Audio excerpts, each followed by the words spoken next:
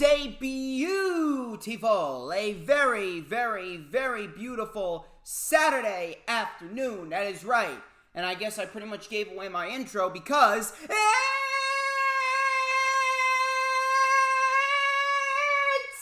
Saturday. You know what that means. We're live. Ladies and gentlemen, I'm the one and only DJ Storms. And I would like to welcome each and every single one of you back here to the channel on YouTube.com, as of course, you already know who I am, Mr. Controversy, and the operator of the best damn Twitter handle known.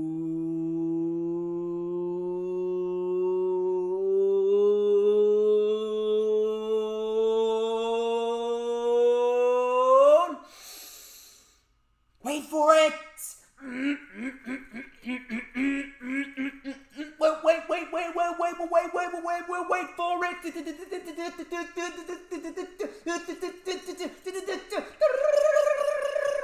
To mankind! And this is the official Lightning Flash update for Saturday, September 18th, 2021. And we got a loaded show. There is a lot of material to go over. This week in wrestling was crazy. There was a lot of news. There was a lot of happenings throughout the weekly shows. This week in the world of professional wrestling, some crazy good stuff, some crazy bad stuff, a lot of controversial stuff. But of course, it would not be any controversy without Mr. Controversy himself. Let us check the chat. We got Really Wild Man in the chat. We got Peanuts. We got Rob Wells Jr. How you doing? And Cameron Johnson, who just said that he stopped watching The Nightmare Before Christmas for this stream. Cameron, it's not even Halloween season, nor is it Christmas season, and you're already watching The Nightmare Before Christmas. And Adam Carl, yes, that is indeed Extreme Fools, playing in the background from 2019. You are absolutely correct. And we got Brian King. Brian King just joined. I'm actually asking that same question. I don't know where Danielle is, but hey, look. I ain't going to fault anyone for not coming into the stream. Obviously, there's a lot of people that have prior obligations, so you can't really blame them at all. But we got a loaded show. I'm telling you, we got a really loaded show for you. We got plenty of news and rumors to talk about. And we got Andrew Zarian apparently reporting that Big E's cash-in after Raw was the supposed plan to take place on the original date for the WWE draft before they moved it. Johnny Gargano could very well be leaving the WWE. Samoa Joe's quote-unquote injury is reportedly false, like I had initially thought. I mean, like, come on, he's not fucking injured. Let's be real here. We'll talk about that a little bit later on. And then, of course, we got the weekly shows. Of course, what happened on Raw with Big E cashing in. The new relaunch of NXT, NXT 2.0, and the utter disaster that we got on Tuesday. We'll talk about that. We'll talk about what we got on SmackDown, the very, very little positive that we got on SmackDown. And then, of course, we got Rampage. And then next week, big fucking week, specifically for AEW, because fuck WWE. WWE, they ain't doing jack shit. That company ain't doing jack shit to entertain its fan base. So we got a lot of shit to look forward to with AEW, with 4 hours of real pro wrestling going down with AEW Dynamite Grand Slam and AEW Rampage Grand Slam. Lots of great shit to look forward to, and I'm going to be covering all of it. Once again, I would like to thank each and every single one of you who took the time out of your days to stop by here, give me a like, and, talk amongst each other in the chat. It really does humble me. I know I say it very often, but it really does humble me, being a common kid from Jersey, that you guys would take the time out of your day to stop by on YouTube and talk some wrestling with me. I greatly appreciate each and every single one of you. You guys are fantastic in every sense of the word, and I would not be where I am without you guys. Thank you to Cameron Johnson. Thank you, Brian King. Thank you, Rob Wells Jr. Thank you, Adam, Carl, and plenty more. So, before we get into the festivities here on the LFU, I'm going to need you guys to do me a few favors.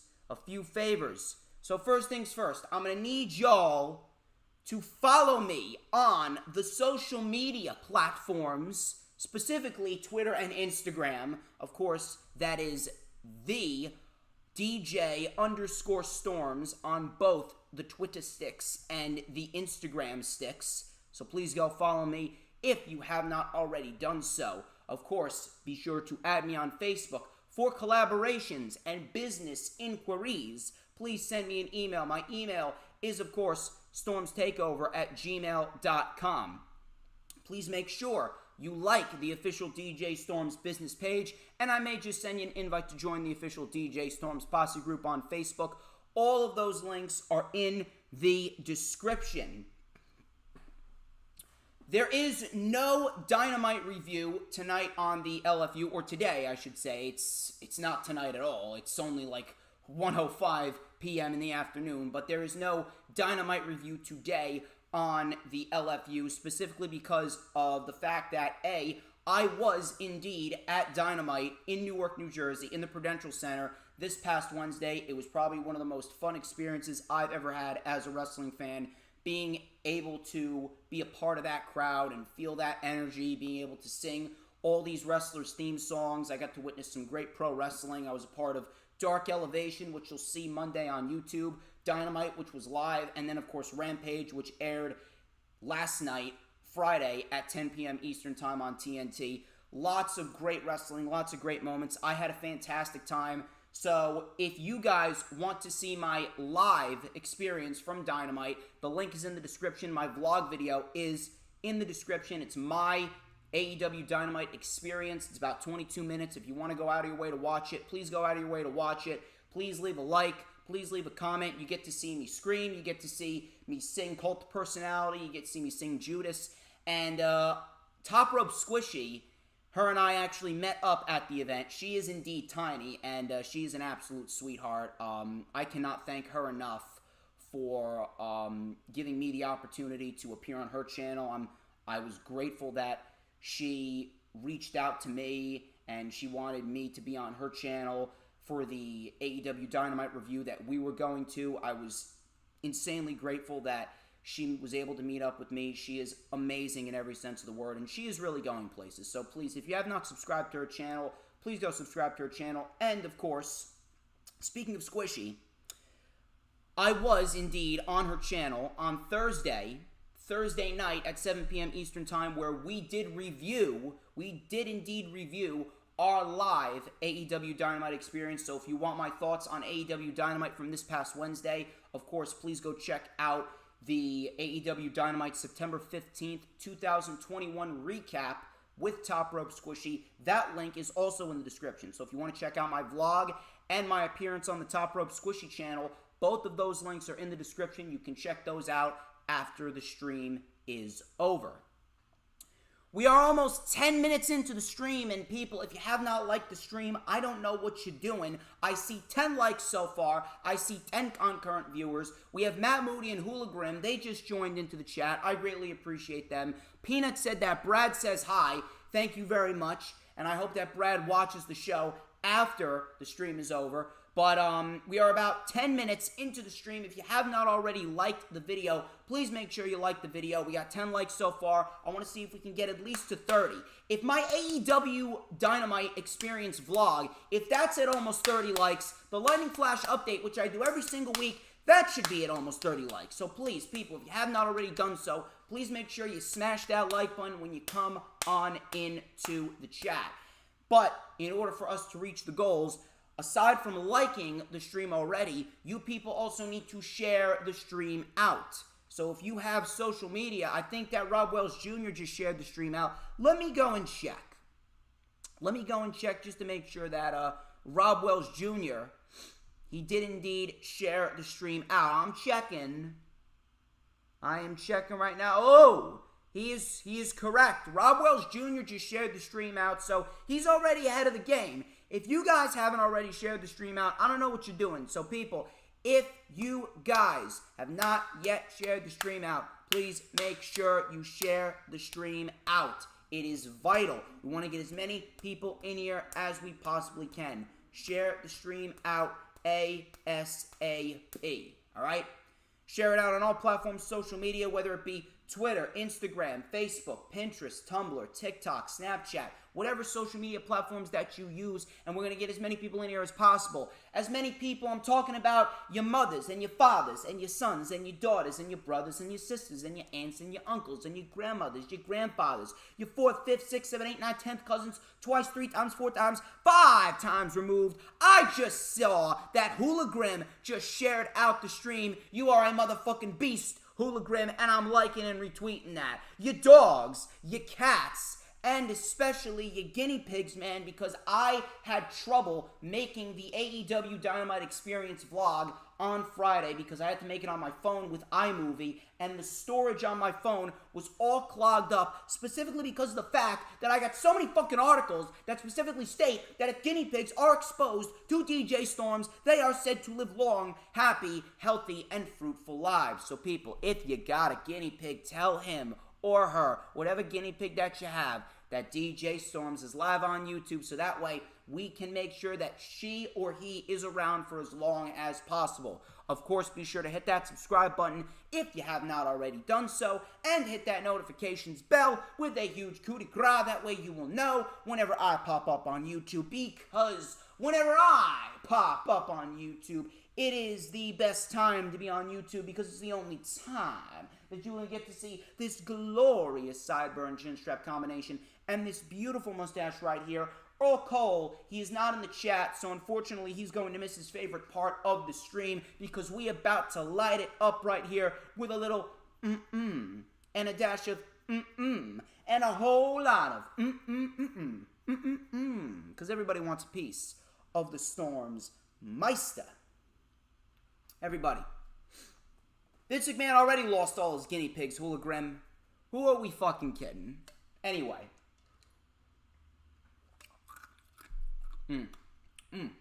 Just got a piece of ice right there.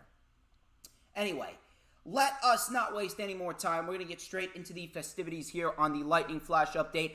I am going to check the chat after I go over the news, rumors, and reports. And, of course, I will check the chat, as I usually do, in between the weekly show reviews. So, guys, please keep the chat alive. Please keep the chat booming. Share out the stream. Hit the like button. You already know the drill. Let's get right into the news, rumors, and reports here to kick off the Lightning Flash update. And we're going to talk about the report from Fightful stating that Johnny Gargano and his WWE contract, they are up in the air right now. WWE has not yet decided to renegotiate Gargano's contract, and it is currently set to expire. The site stated, and I quote, Johnny Gargano's WWE contract is expiring December 3rd, 2021.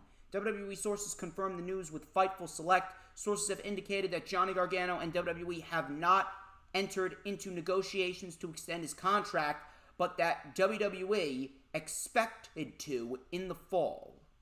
End quote. So, Johnny Gargano, he has not yet decided to renegotiate his contract with the WWE. Now, I could make all of these assumptions, I could make all these speculations, and I could go on and on about how Johnny Gargano does not fit the mold of the current NXT product, and to be quite honest with you, he really doesn't. To be quite honest, he really doesn't. And if Gargano ends up leaving, you know something? I wouldn't even be surprised. I wouldn't even be surprised, specifically because of the fact that, like I just stated, Gargano doesn't fit the mold of this current version of NXT. I was actually shocked that they gave Tommaso Ciampa the NXT Championship this past Wednesday, which we'll talk about, or excuse me, this past Tuesday, which we'll talk about when we get to the NXT portion of the LFU. Now, would he fit the mold in AEW? Yes, absolutely, because Johnny Gargano is a professional wrestler. AEW is the land of professional wrestlers. But the one thing that I'm trying to think about here, and I know some people might have this concern, AEW has been doing some amazing material They've been putting on some amazing material, and they've been putting on absolutely some of the best television in this current era of professional wrestling. AEW Dynamite now is what NXT was back then. But you see, my concern right now for Johnny Gargano, if he does leave and go to AEW, the landscape of AEW right now is very, very, very crowded. And a lot of people might very well get pushed down the ladder or at least put on hold. They might get put on hold before they're allowed to break through. Because right now, AEW is at a point where they are establishing themselves as the #1 wrestling promotion on the planet right now. Now, obviously, some of the main guys that are floating around the main event scene, they're not going to be around forever. Chris Jericho is on the verge of retirement. He doesn't have too many matches left in him. Punk's not going to be around for the next 10 years. Neither is Bryan. They're probably going to retire within the next 5 years, maybe 7, depending on how their body is reacting to the bumps that they're taking. Of course, they're going to make that decision when that day comes. But as of right now, CM Punk, Bryan, and Jericho, and all these main guys, they're going to be at the top. They're not necessarily going to be winning championships, but they're going to be showcased because they are the most notable names on the show. You're not going to have these names on the show and not showcase them, at least in some type of meaningful way. So a guy like Gargano, he could very well put on some great matches, and he's put on some great matches over the course of the last 5 years. He'll do the same thing with AEW, but when is he going to get his time? There are a few guys here and there that have gotten lost in the shuffle with AEW. Of course, Kingston, you can make that argument. He is showcased a lot, but you could make the argument that he's been lost in the shuffle, quote-unquote. Lance Archer's another one. Maybe Brian Cage, maybe Ricky Starks. You can make the argument for those guys. But obviously, patience is a real virtue when it comes to AEW. But I know that there's going to be a lot of people that are going to be saying, well, why isn't Johnny Gargano higher up on the card? Now, when you take a look at what Johnny Gargano is doing in his personal life right now, you have to imagine that one way or the other, he's either going to be going to WWE, he's going to be staying with WWE, or he's going to be going to AEW, because with Impact, or with New Japan, or with MLW, with NWA, all of these other promotions that are on the lower end of the totem pole when it comes to pro wrestling, I don't feel as though they're going to be able to give Johnny Gargano the money that he wants. Because yes, Johnny Gargano is ultimately a pro wrestler, but out of all the promotions in the world, the two promotions that are going to give Johnny Gargano the biggest contracts are AEW and WWE. And I say that only because WWE, right now, obviously they're going to give away big contracts to keep people away from AEW and other promotions. Sometimes they care, sometimes they don't. But Johnny Gargano right now is in a position where he's about to start a family. Candice LeRae is due in February or March. Not September or March. We're in September. February or March, Candice LeRae is due. So Johnny Gargano, he's going to need money to support his new family. And WWE and AEW are going to be the top two promotions where he can do that. Now he's going to have to make a choice.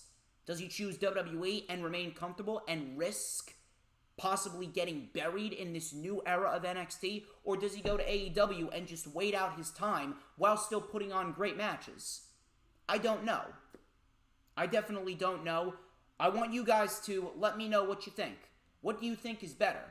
How do you think Johnny Gargano is going to approach this situation? Now me, again, I would much rather go to AEW and risk getting lost in the shuffle, because even if you're lost in the shuffle with AEW, at least you're showcased in a meaningful way, and at least you're putting on great matches on a weekly basis. We could very well see some classics with Johnny Gargano, but when is his time going to come? When is he going to be an AEW World Champion? When is he going to be a TNT Champion? I don't know. They just got to be very, very careful over with AEW. Make sure that they don't get too crowded. Because once you got Wyndham Rotunda, he's going to come in. Then you got Johnny. Then you possibly got Owens and Zayn.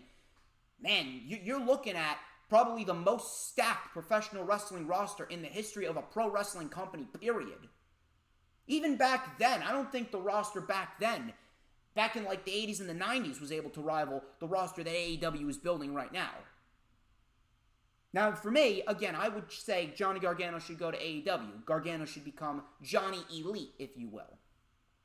I don't know what Johnny Gargano would do. I'm not sure if they would put him in a faction. Maybe we see Gargano and 2 other people fight for the Trios Championships that are reportedly coming sooner rather than later. I can absolutely expect the Trios Championships before the end of the year.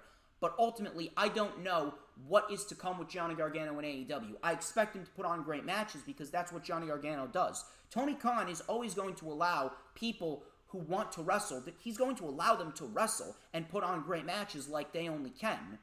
But when is his time going to come? I don't know. Patience is a virtue. We'll have to wait and see. But again, it's either WWE or AEW because Johnny Gargano is going to need money to support his newfound child. And that's pretty much it at the end of the day. Johnny Gargano is going to make a decision for his child. We'll have to wait and see. But those are my thoughts on that. I can absolutely see Johnny Gargano in AEW, and it would be yet another elite, no pun intended, another elite superstar lost on WWE's behalf.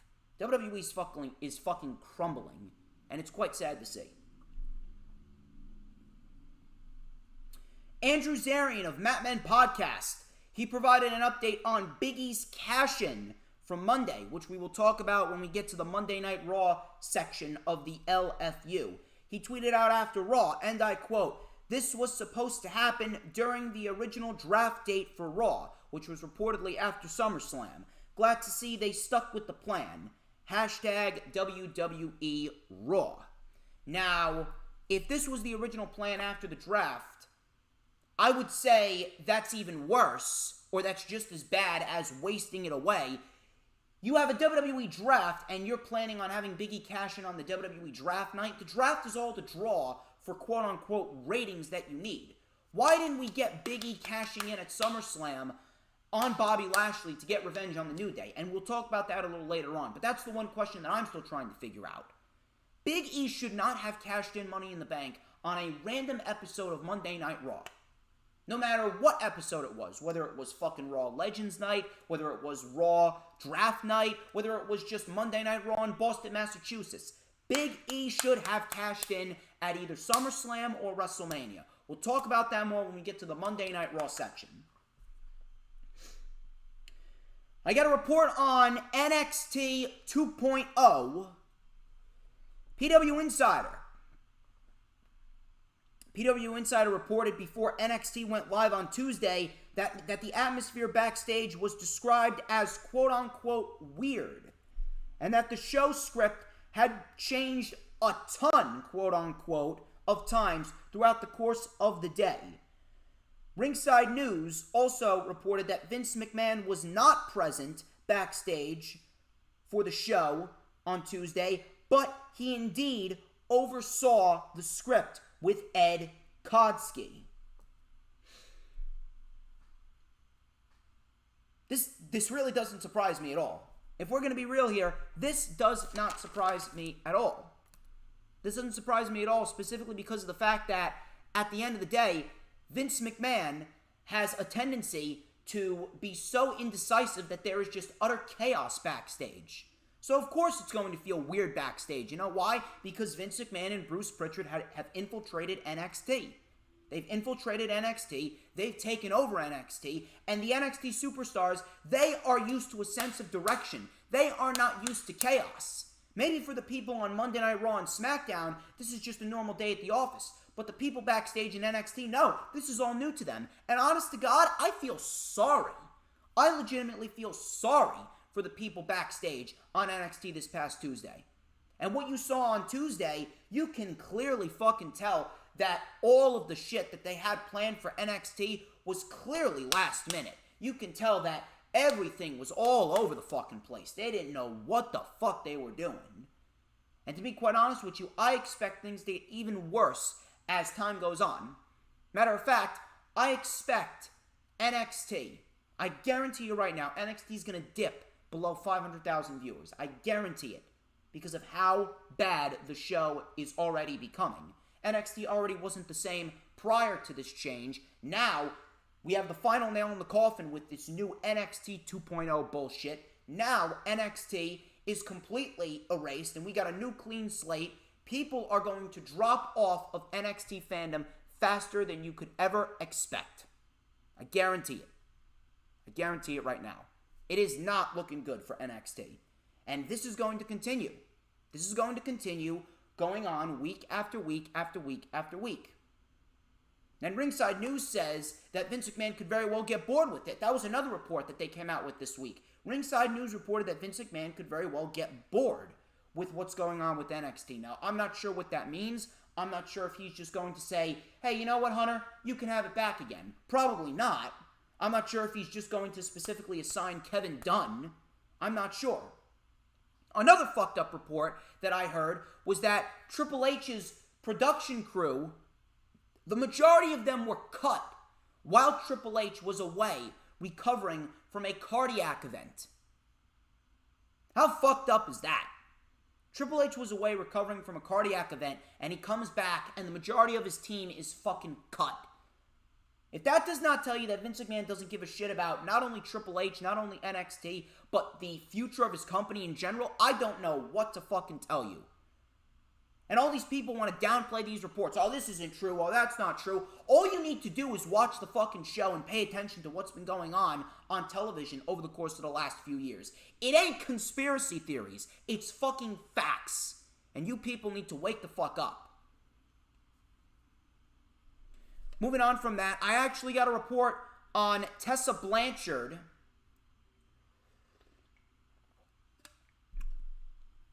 Last week, Cassidy Haynes of BodySlam.net, who has been very, very, very on point with a lot of reports as of lately with CM Punk and Daniel Bryan and Adam Cole and all these fucking people, Ruby Soho as well. Cassidy Haynes has been on point as of lately. He reported that there are no plans from either WWE nor AEW to sign Tessa Blanchard. Cassidy Haynes said that the only company in talks with Tessa is the NWA. One source stated, and I quote, "She's nuclear. Nobody wants near her." End quote. Now, Tessa Blanchard has been one of the most controversial figures in the wrestling world for the last 2 years, I would say. She's been very, very controversial with the supposed allegations going up against her. Now, if you want my take on it, I do not believe these allegations, specifically because of the fact that jealousy in the professional wrestling business is very, very apparent. Jealousy in the pro wrestling business is very, very apparent, and on top of that, this era of human history has been the era in which we have seen humans lie the most out of any other era in human history. People have been known to lie the most in this current era, and on top of that, jealousy in the pro wrestling industry is very, very, very apparent. So it is not far-fetched for a group of individuals, many individuals, to conspire against an individual that is achieving so much success. So I do not believe these allegations. I need factual evidence. I need photographic evidence, I need video evidence, and I need audio evidence. I do not believe these allegations for one single solitary second without physical, photographic, video, or audio evidence. I need evidence. And truth be told, that's how everyone should be operating. Nobody should be operating under allegations or assumptions. However, be that as it may, we are in a scenario right now with Tessa Blanchard where it has come to the point where it doesn't even matter whether these allegations are true or not, because there is nothing left for Tessa Blanchard to do. She has run out of appeals, she is out of ideas, and she has come to the point in time where, regardless of whether these allegations are true or false, she just needs to fucking apologize. If these allegations are true, then what she needs to do is she needs to reach out to the individuals that she wronged, the individuals that she hurt, the individuals that she was disrespectful to. Reach out to them privately first, make the apology sincere, let them know that she has matured, she has changed, and she wants to be better, and she wants to move on. Then, you issue a public apology. Let everyone know that you have apologized to these individuals privately, you want to move on, you realize that you were wrong, you've bettered yourself, and you're going to work on making things better as time goes on. That's it. And even if they're not true, just be a fucking adult and apologize. your back is against the wall. Regardless of whether they're true or not, there is nothing left for Tessa Blanchard to do. She just needs to be an adult, give in, and apologize. In some situations, all you can do is give in. This is one of those scenarios where it's not going to go away. Every single time her name is brought up, she is going to get as much backlash as she initially got when it was first brought about. All she needs to do, whether they're true or not, be an adult, apologize, make it sincere, let everyone know that she feels terrible for doing what she did and saying what she said, and then back up that apology with actions over the course of the next few weeks and months to prove to everyone that their apology, the apology that she issued out, was indeed sincere. Plain and simple. Plain and simple. Tessa Blanchard is the best women's wrestler on the planet, not named Sasha Banks. And it's a shame that she is subjected to staying out because of allegations, but at the end of the day, again, whether the allegations are true or not, she just needs to fucking apologize because she is not going to get any work. She's not going to get any offers. She's not going to get any contracts. She is just going to be in a stationary position where she's in Mexico training Izzy. She is not going anywhere. And if NWA is indeed in talks with her, I guarantee you right now that if NWA brings her in, shit's going to be so bad, and the backlash towards NWA is going to be so fucking bad to a point where they're going to have to cut ties with her within a few months, maybe even less than that. The backlash has reached a point where it's never going away. If she would just apologize, things would be a hell of a lot better. Apologize, then back up the apology with actions, and if people are still giving her shit after she apologized privately, publicly, and backed it up with actions, then you know what? Those people are then the problem. But right now, Tessa Blanchard still has a very, very nasty stench on her from all these allegations, whether they're true or not. It's time to just be an adult and apologize. Moving on to a big report that has been making rounds. Sami Zayn and Kevin Owens, their contracts are reportedly set to expire in January. Fightful Select provided an update on Zayn's contract saying it was supposed to expire in January 31st, 2022 to be exact, coincidentally on the same day that Kevin Owens' contract is expiring. However, the Wrestling Observer newsletter provided a counter report to that yesterday, stating that, and I quote, because Sami Zayn had 2 shoulder surgeries, WWE has extended his contract. There are many have extended it, there are many that believe that they have extended it as much as 9.5 months. So it could be March or April, depending on the length of time it was frozen before he's a free agent. So apparently, Sami Zayn's contract, it was moved from the fall to January. Now it could very well be March or April. WWE is looking to now freeze Sami Zayn's contract, specifically because of the fact that he was injured. So as of right now, they're looking to freeze Sami Zayn's contract so that way they can keep him in the company a little bit longer. To be quite honest with you, they don't even care.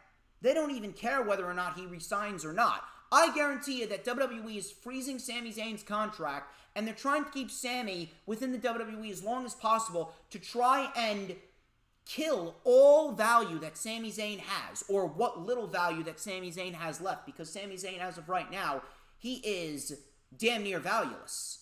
He got 3 victories over Dominic Mysterio, but at the end of the day, I mean, that doesn't fucking mean anything. That doesn't fucking mean anything at the end of the day. So I don't know what is to come with Sami Zayn's contract, but I thought that was a decent report that I think everyone should be made aware of. So Sami Zayn's contract is not expiring in the fall. It could very well be expiring in March or April of 2022, depending on how long WWE is extending it due to the amount of times that he was injured and the amount of time that he was out with a shoulder injury. So, we're going to move on here to another report from the Wrestling Observer newsletter. I got an update on Edge. People were wondering, what is the status of Edge? And I got a report stating, and I quote, Edge being carried out on a stretcher on SmackDown last week after Rollins' post-match attack was done as an on-screen explanation for his upcoming absence, which will be, and I quote, for a few months, end quote.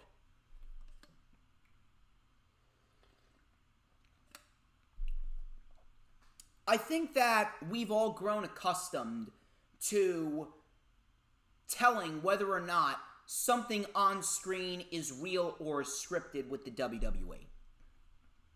Natalya's injury, a few months back, Natalya's injury when she got hurt in that tag team match with Doudrop and Eva Marie, right?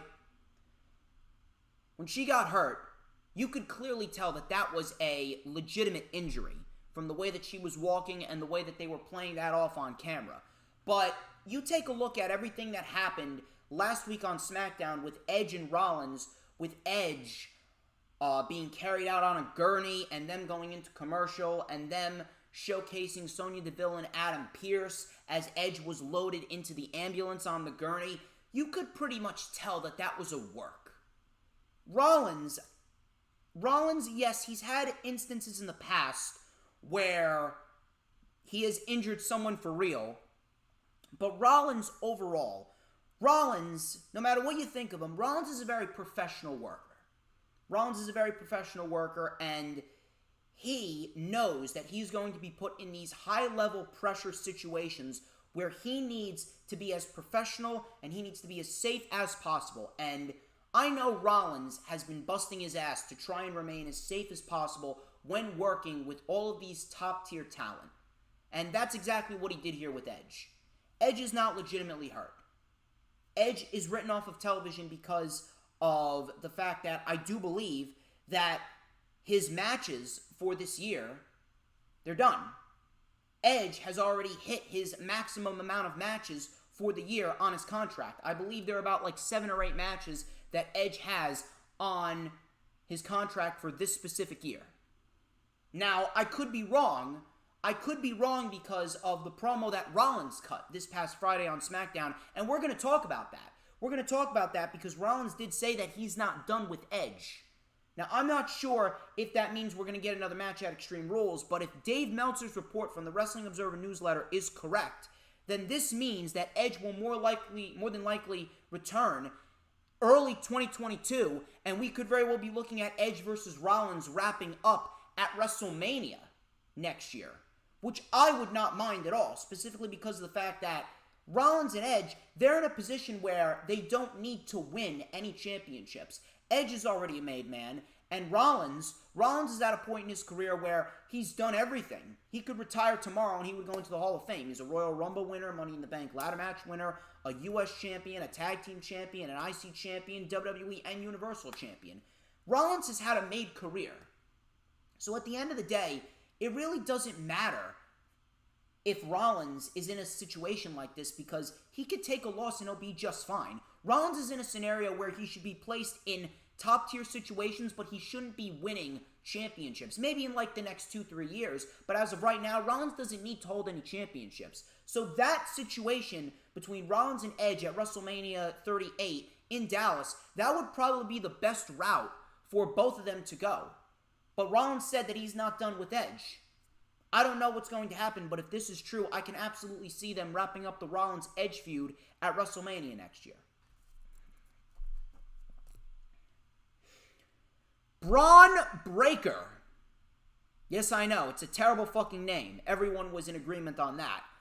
Braun Breaker was in the news, and if it wasn't obvious after Tuesday, PW Insider reports that Braun Breaker will be receiving a big push.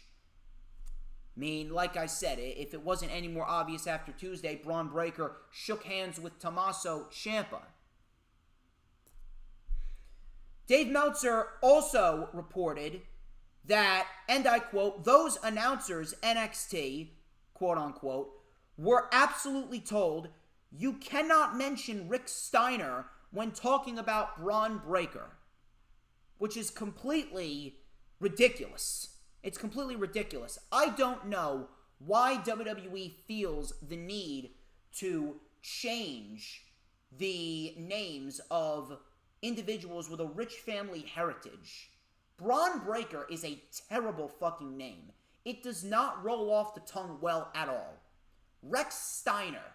Rex Steiner sounds so much better. You could have easily gone with Rex Steiner, and you could have actually built a nice foundation on the Steiner name with Braun Breaker. So I honest to God, I have absolutely no fucking idea why WWE would neglect the Steiner name. I don't understand why WWE, whenever they have a famous wrestling heritage in the family, unless it's Flair or unless it's Anna Hawaii, they just completely fucking neglect it. They did it with Bray Wyatt. They did it with Bo Dallas. They did it with Curtis Axel. They did it with many people. They did it with many people over the course of the years. So I don't understand exactly why you're neglecting the Steiner name. It makes no fucking sense. Braun Breaker and the presentation of Braun Breaker has not been good at all. If you would have actually presented him as Rex Steiner, as Rick Steiner's son, it would have actually built a better foundation, and you would have had a better chance of actually getting him over.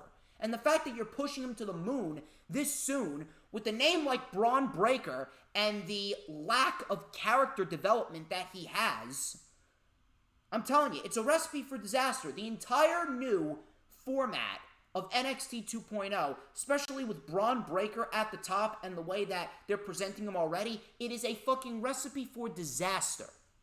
It's a recipe for disaster. I have absolutely no fucking idea why they would neglect the Steiner name. It is so... It's so fucking bizarre. It's so fucking bizarre how this company operates. I really don't understand. These edicts on what you can and cannot say are fucking ridiculous. What is the fucking mentality of these people? Seriously, what is the fucking mentality? I understand that you probably want to build your own legacy and you want to build a name for themselves on their own, but you could build a name for yourself on your own and still mention that he's a Steiner. I don't know what the fuck they're doing.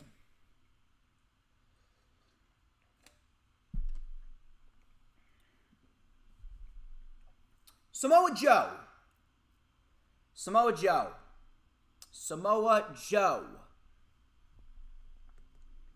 He was in the news this week.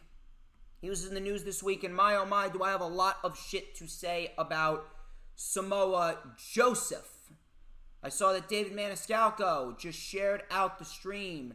Thank you very much, David Maniscalco. You are a fucking beast. You are a beast of epic proportions. Thank you very much for sharing out the stream. And Big Boy Johnny just joined. Thank you very much for hitting that like button, Big Boy Johnny. You are fantastic. Be sure that you share out the stream on all platforms, social media. If you have not already done so, please make sure you do so. I know that Dave Maniscalco, Hula Grim, and Rob Wells Jr. have already done so. Please make sure you share it out if you have not. We are going to talk about Samoa Joe. Samoa Joseph. Dave Meltzer commented on the Samoa Joe incident. For those of you who are unaware, Samoa Joseph was in the news because he posted a video on Instagram and Twitter, a short minute-and-a-half video stating that he was injured and he had to relinquish the NXT Championship. The injury was quote-unquote undisclosed. Meltzer described the situation as quote-unquote weird, also stating, and I quote, he was hired to be more of an administrator or whatever, like a front office person, more than a wrestler. So that's going to be his job, end quote. Brian Alvarez also followed up this report by stating that there is a feeling backstage in NXT that Samoa Joe isn't really hurt at all. I am going to absolutely kill any rumors that people may think are true about Samoa Joe being injured. And this is not speculation whatsoever. This is stone cold truth right here. Samoa Joe is not injured. Samoa Joe is not hurt. Samoa Joe is not out because of an injury. I want you guys to think about this for a minute. The injury was undisclosed. Now with Keith Lee's injury, Keith Lee's condition, his heart inflammation condition, Keith Lee specifically asked that WWE keep it private. But with the Samoa Joe incident, Samoa Joe has been injured quite frequently with the WWE, right?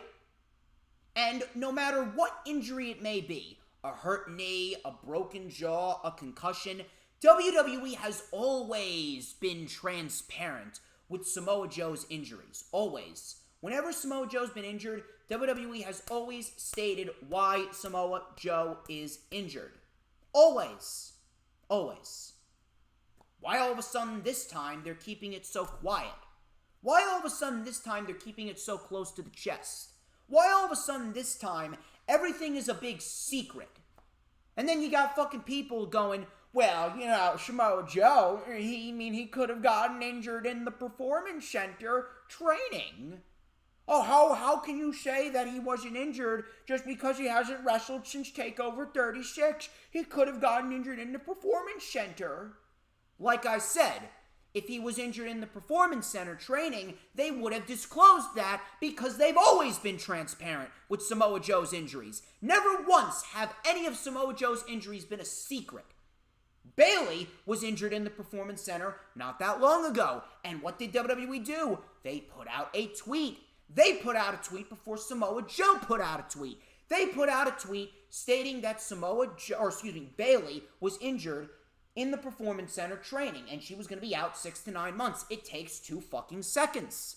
It takes 2 fucking seconds. If they did that for Bayley, why couldn't they have done that with Joe? Meanwhile, they did that with Joe all throughout Joe's career in the WWE whenever he was injured in the past. Samoa Joe is not hurt. You know why Samoa Joe gave up the NXT Championship? Because NXT has a new outlook. They got a new outlook, they got a new format, they got a new mentality, they got new booking strategies, and Vince McMahon and Bruce Pritchard do not find any value in Samoa Joe because he does not fit the mold of the new NXT because he's too old. He's too old. They're not looking for anyone over 30. Meanwhile, Samoa Joe is in his 40s. They look at Samoa Joe as a complete waste of time. You don't think that WWE remembers that they fired Samoa Joe back in April and then Triple H brought him back in June? Triple H brought him back in June? Why do you think they didn't clear Samoa Joe for so long? And don't give me this fucking bullshit that, oh, well, WWE doctors, they're the best doctors in the world. No, they're not the best doctors in the world. Tell that to CM Punk. He was wrestling with a fucking staph infection in his back throughout the entire Royal Rumble in 2014. But WWE has the best medical staff in the world? Fuck no. The WWE medical staff are paid to give whatever diagnosis that Vince McMahon tells them to give. You know why Samoa Joe wasn't cleared? Because WWE did not find any value with Samoa Joe, and WWE did not want Samoa Joe wrestling.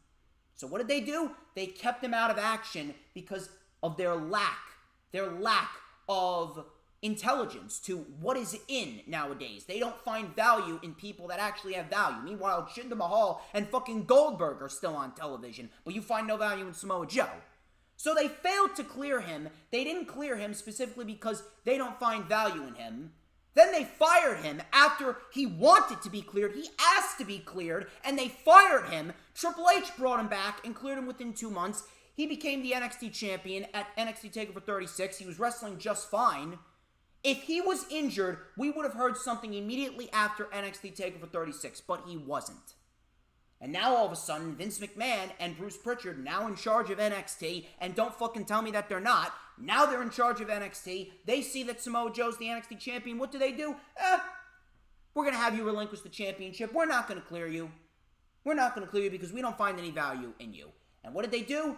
They forced him to relinquish the NXT championship because of their lack of awareness in what Samoa Joe actually brings to the table, and they put the NXT championship on NXT to try and make the show bigger.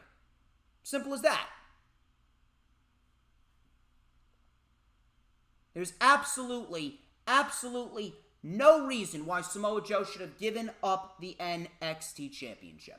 He gave up the NXT Championship specifically because of the fact that Vince and Bruce find no value in him because he's over 40. I would not be surprised if Samoa Joe is released by the end of the year.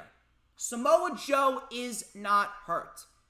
They were transparent with every single one of Joe's injuries prior to this injury, quote unquote, and if he was injured in the PC, they would have sent out a tweet just like they did with Bayley. But I find it very odd that he gave up the NXT Championship literally 2 to 3 days before the relaunch of NXT, before NXT 2.0 went live on the USA Network, and now he's apparently injured. Meanwhile, he didn't wrestle at all, and there was no recollection of him wrestling or training in the PC.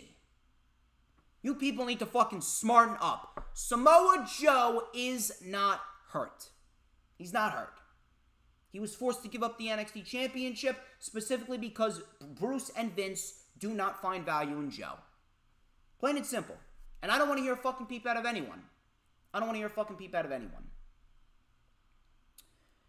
Those are your news, rumors, and reports. We got 14 likes so far. I greatly appreciate each and every single one of you sticking by and hearing me rant and rave about pro wrestling. We got 5 weekly shows to go over, and then we'll get out of here. Earl Cole, thank you very much for joining, and I apologize that I did not get to meet you at Dynamite in Newark, but trust me, I will meet you one of these days in person at an AEW event. Trust me on that. I greatly appreciate each and every single one of you hanging with me. Thank you very much, Earl Cole, for sharing out the live stream. He just tweeted it out. I greatly appreciate you. We got plenty more to talk about, and Joe, according to Earl, he had contract issues. I'm sorry, I did not hear any reports on him having contract issues, so I find that very difficult to believe. If anything, like I said, Samoa Joe gave up the championship because WWE doesn't find any value in Samoa Joe.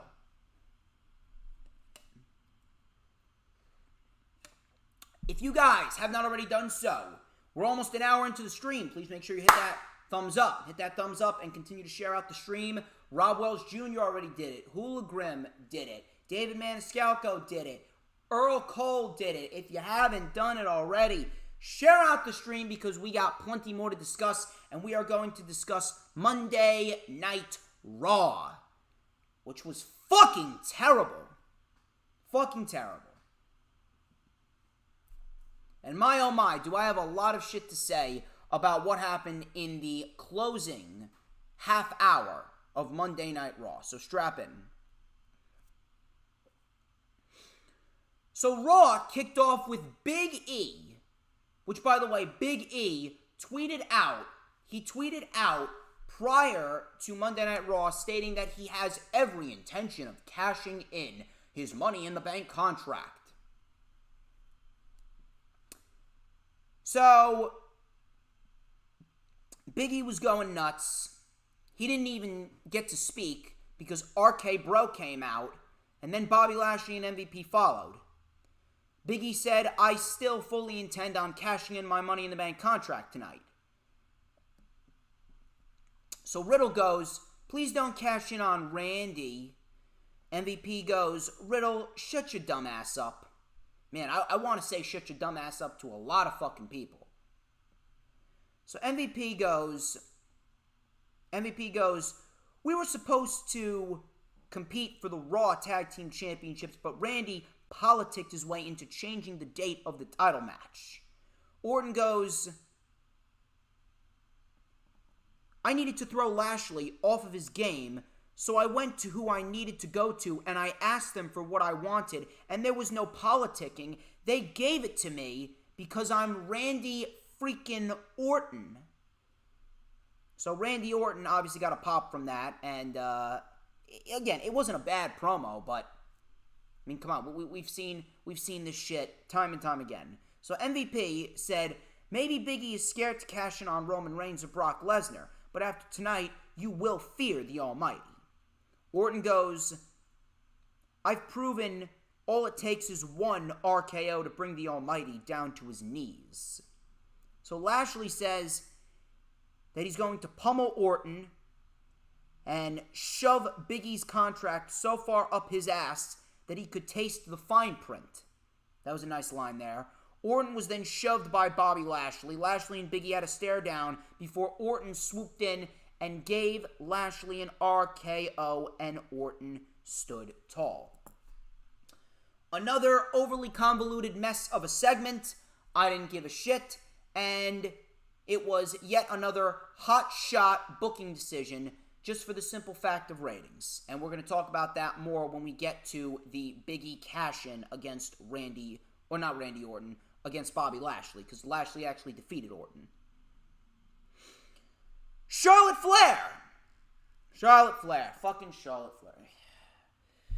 I mean, I think everyone is well aware of what I'm going to say next, because, we live by a special code here on the channel. So, people, if you could please type in that code on the channel. Everyone knows it. The code is...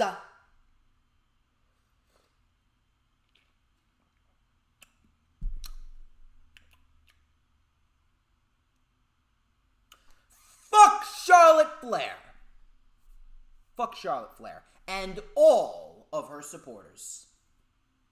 Fuck Charlotte Flair. Thank you very much for making that code very well known in the chat. So, Charlotte Flair and Shayna Baszler.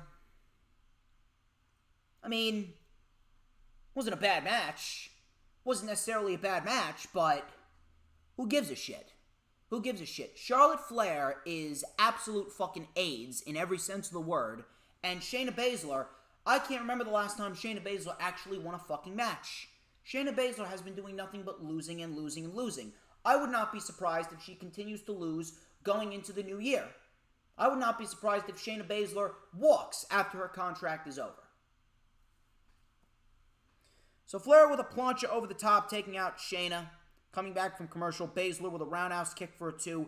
Charlotte came back with a back suplex. Shayna with a German suplex and a punt knee strike to the face for a 2.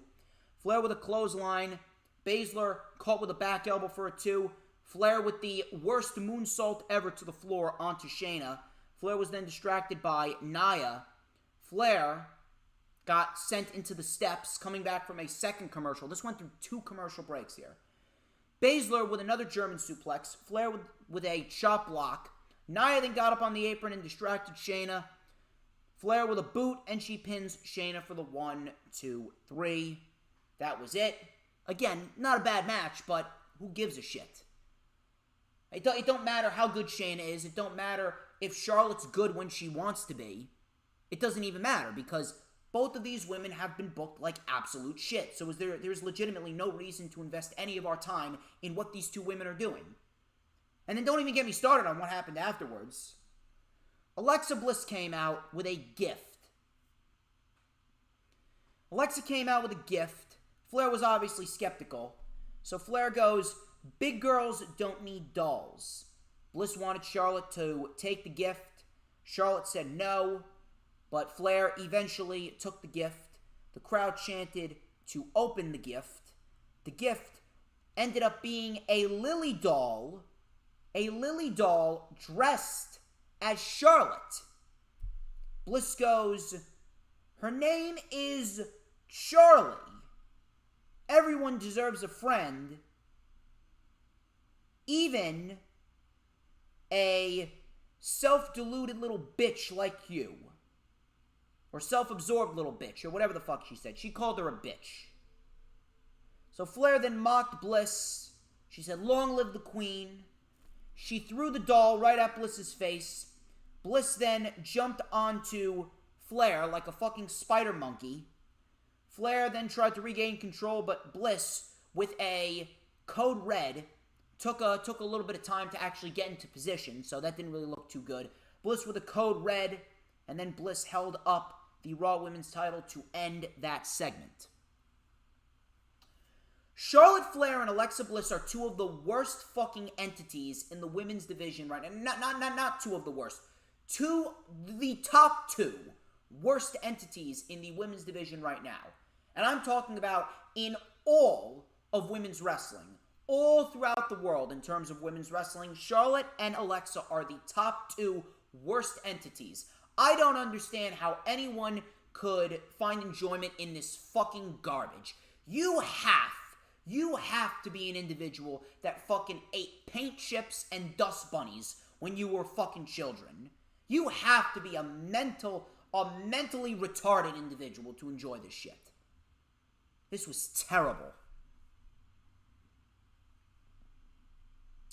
So, after that horrific fucking segment, now I'll just say I take Charlie over Charlotte Flair any day of the week, but still, this segment was absolutely fucking atrocious. After that, we had a 6-man tag. Drew McIntyre and the Viking Raiders versus Jiggle My Balls, aka Jinder Mahal, Veer, and Shanky.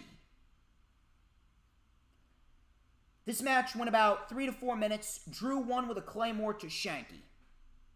So let me get this straight.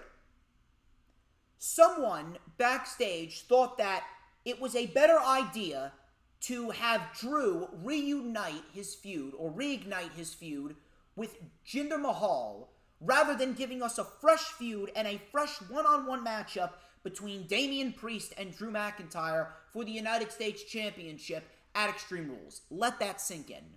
Someone thought that this was a better idea than a fresh matchup between Drew and Priest.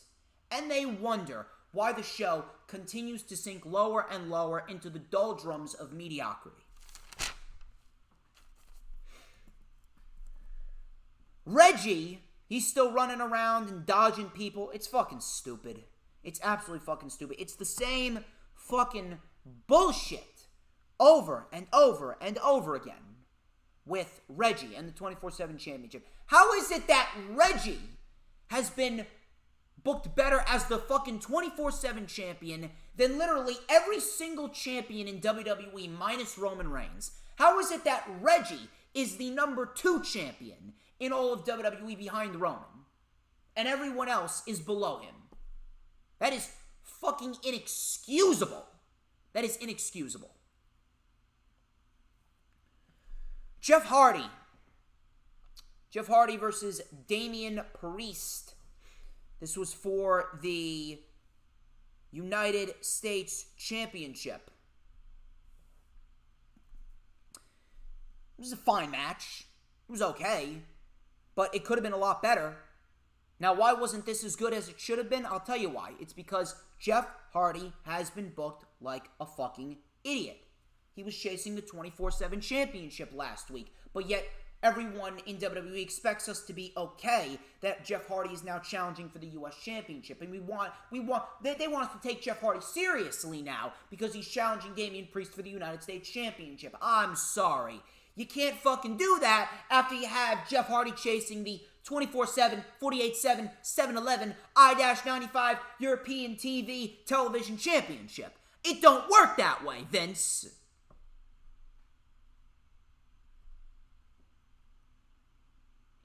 So, again, the match wasn't bad. It was probably the best match of the night overall. Sheamus came down to watch the match. Hardy was using his quickness against Priest early on. Priest with a tope con hero over the top rope, taking out Hardy. Coming back from commercial, Hardy reversed a back superplex into a crossbody that got a 2 count. Priest with a quick strike combination. Hardy then with a modified sling blade for a 2. Hardy then with a splash, very nice splash off the middle rope, that got a 2 count. Priest with a leg lariat from the middle rope, that got a 2. Priest was then able to connect with the Reckoning for the win. Again, good match, could have been better, and the reason why it wasn't better because Jeff Hardy has been booked like a complete scrub. Sheamus then attacked Priest and Hardy afterwards. He gave a bro kick to Hardy. Priest then with a bro kick to Sheamus, and that was that, heading into the championship rematch between Priest and Sheamus at Extreme Rules. I would also like to ask this question. Why are you giving us Hardy versus Priest now? Why is it that you're actually doing these open challenges when you have no fucking roster? The roster is fucking depleted. Unless you're going to use Cedric or Gulak or Shelton or Garza up against Damian Priest or Ricochet, unless you're going to use those guys against Damian Priest, then putting Damian Priest against all of these individuals in an open challenge now against Hardy, against Sheamus, against Drew, you're running through all of Damian Priest's challengers within a month. Unless you're going to use these other guys that have been stuck in catering for how many fucking months now. Why are you doing these open challenges? I don't mind open challenges, but as long as you have a fucking roster.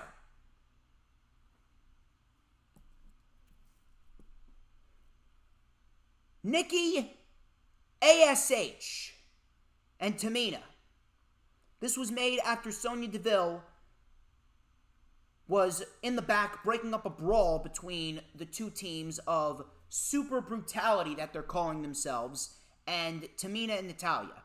Oh, by the way, Sonya Deville also botched Nikki's new name. She called her Nikki AHS. I don't know what's going on over there, but Sonya Deville. I understand it's stressful over there being a WWE official, so maybe you should revert back to an in-ring performer. I at least hope so. So, this was fucking atrocious, I'm telling you right now. How Tamina still has a job is beyond me. If Tamina was not related to Jimmy Superfly Snuka, I'm telling you right now, Tamina would have been fired. She would have been fired years ago. She cannot wrestle for jack shit. And the fact that there are some people that make stan accounts for Tamina Snuka, I'm telling you right now, if you look up the definition of retardation in the dictionary, you will see a picture of people that support Tamina. Plain and simple. This was bad. And I'm telling you how bad this was. Nikki Cross hit a tornado DDT. Tamina forgot to kick out. She is so fucking terrible that she legitimately forgot to kick out. And the ref counted 3 just before Tamina kicked out. And Nikki ended up winning. And not only that, they played Tamina's music afterwards, and Mike Rome announced Tamina as the winner. This was an absolute fucking disaster. I'm talking. This was an even bigger disaster than Hurricane Ida, and I'm telling you, it was terrible. Afterwards, we get a big fucking brawl going into commercial, and we get Natalya versus Ria Ripley. I barely fucking paid attention because I was just so taken out of it after that terrible fucking match and that terribly booked brawl between Natalya, Ria Ripley, Tamina, and Nikki ASH. It was fucking terrible. I barely paid attention to this match. Rhea got the tap-out win over Natalya with the reverse cloverleaf. Champions losing again on TV. How fucking riveting. Why do we even have these women's tag team championships? Why? And on top of that, where are Shotzi Blackheart and Tegan Nox? Why are they in the back driving around on a fucking go-kart disguised as a tank when they should be fighting for the women's tag team championships? Not that they mean anything, but they beat the champions 3 times. Where's their title match? Why are we just going with Rhea Ripley and Nikki Cross? I realize that one might have gone over White Castle Pritchard's head because he's stuffing his face with so much sliders, but still, you're running a fucking wrestling show. Make it make sense.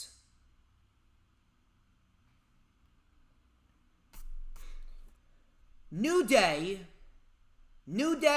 Mansoor, and Mustafa Ali versus Mace, Disgrace, T-Bar, T-Balls, AJ Styles, and Black Great Khali, aka Omos.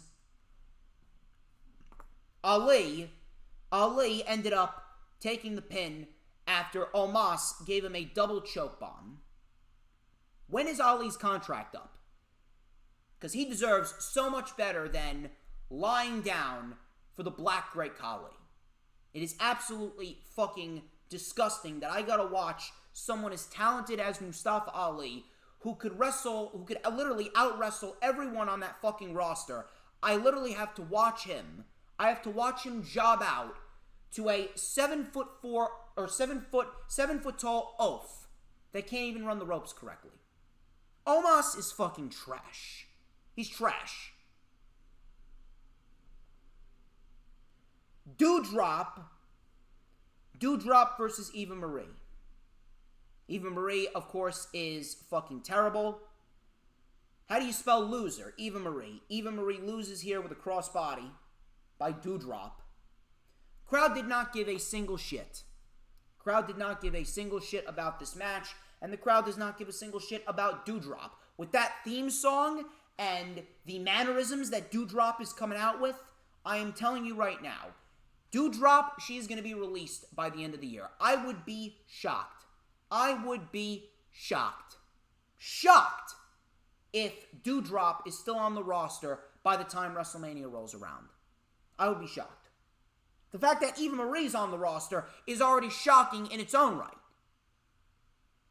Doudrop wins. Crowd did not give a single shit. Is she going anywhere? No. We're probably going to get this match 5 more times over the course of the next 3 weeks up until we get the draft. Karrion Kross. He cut a promo.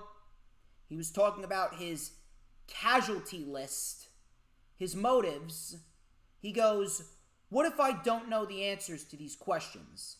I will hurt everyone until there is nobody left. I'm not here to get lost in the shuffle." Oh, really? Really? I'm sorry, my friend. Too fucking late, because you are already lost in the shuffle. I'm here to pulverize everyone like clockwork until everyone learns to fall and pray. It's a fine promo. I'm not going to tell you it was bad. It was a good promo, but do you care? I don't. It's too late. It is too late. Now you want to start putting some focus on Karrion Kross. Now you want to start making him into a big deal. Now you want to start making him into a serious fucking threat. Now you want to start making him into a serious fucking threat. Karrion Kross is buried. After that first win against Jeff Hardy, Karrion Kross is buried, and there is nothing that is going to fix it. No one is ever going to look at Karrion Kross the same ever again after that initial loss to Jeff Hardy. Karrion Kross is buried. And it doesn't matter how many promos that he cuts. It doesn't matter how good he is on the microphone. He is done. He's done. We got Randy Orton. Randy Orton versus Bobby Lashley. This was for the WWE Championship. And they moved this from Extreme Rules. They moved this from Extreme Rules to Monday Night Raw. So, Orton took over with a head smash on the announce table. Orton then landed hard on his leg when Lashley threw him over the top rope. Lashley went for Orton, but Orton back suplexed Lashley on the barricade and then sent him into the timekeeper's area with a clothesline. So what we got here after commercial, Lashley was trying to wear down Orton. He then sent Orton off of the apron into the barricade. Orton then tried to mount the comeback, his stereotypical 10 punches in the corner. And then he hit a snap power slam for a 2, draping DDT by Orton. Orton then got caught with a very sloppy looking spear, but Orton was able to kick out, just barely.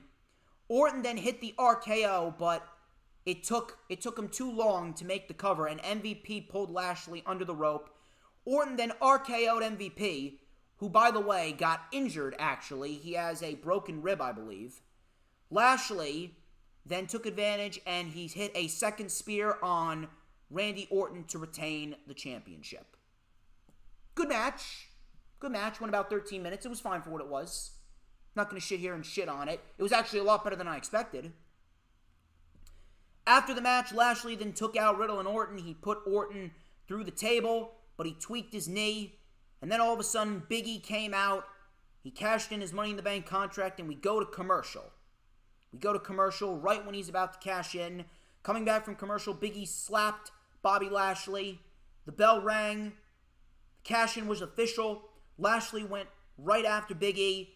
Big E with a chop block to Lashley. Lashley ended up reversing the big ending and he hit the spear on Big E. Big E was just able to kick out.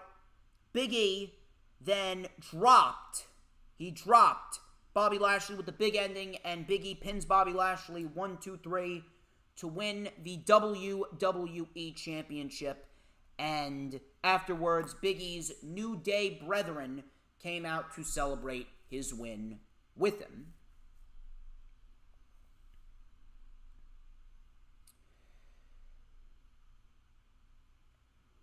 I want everyone to understand something, and I tweeted this out. Afterwards on Monday night after Big E won the championship. I tweeted this out. And I've got a lot to say about this. And I got a lot to rant about, so strap in.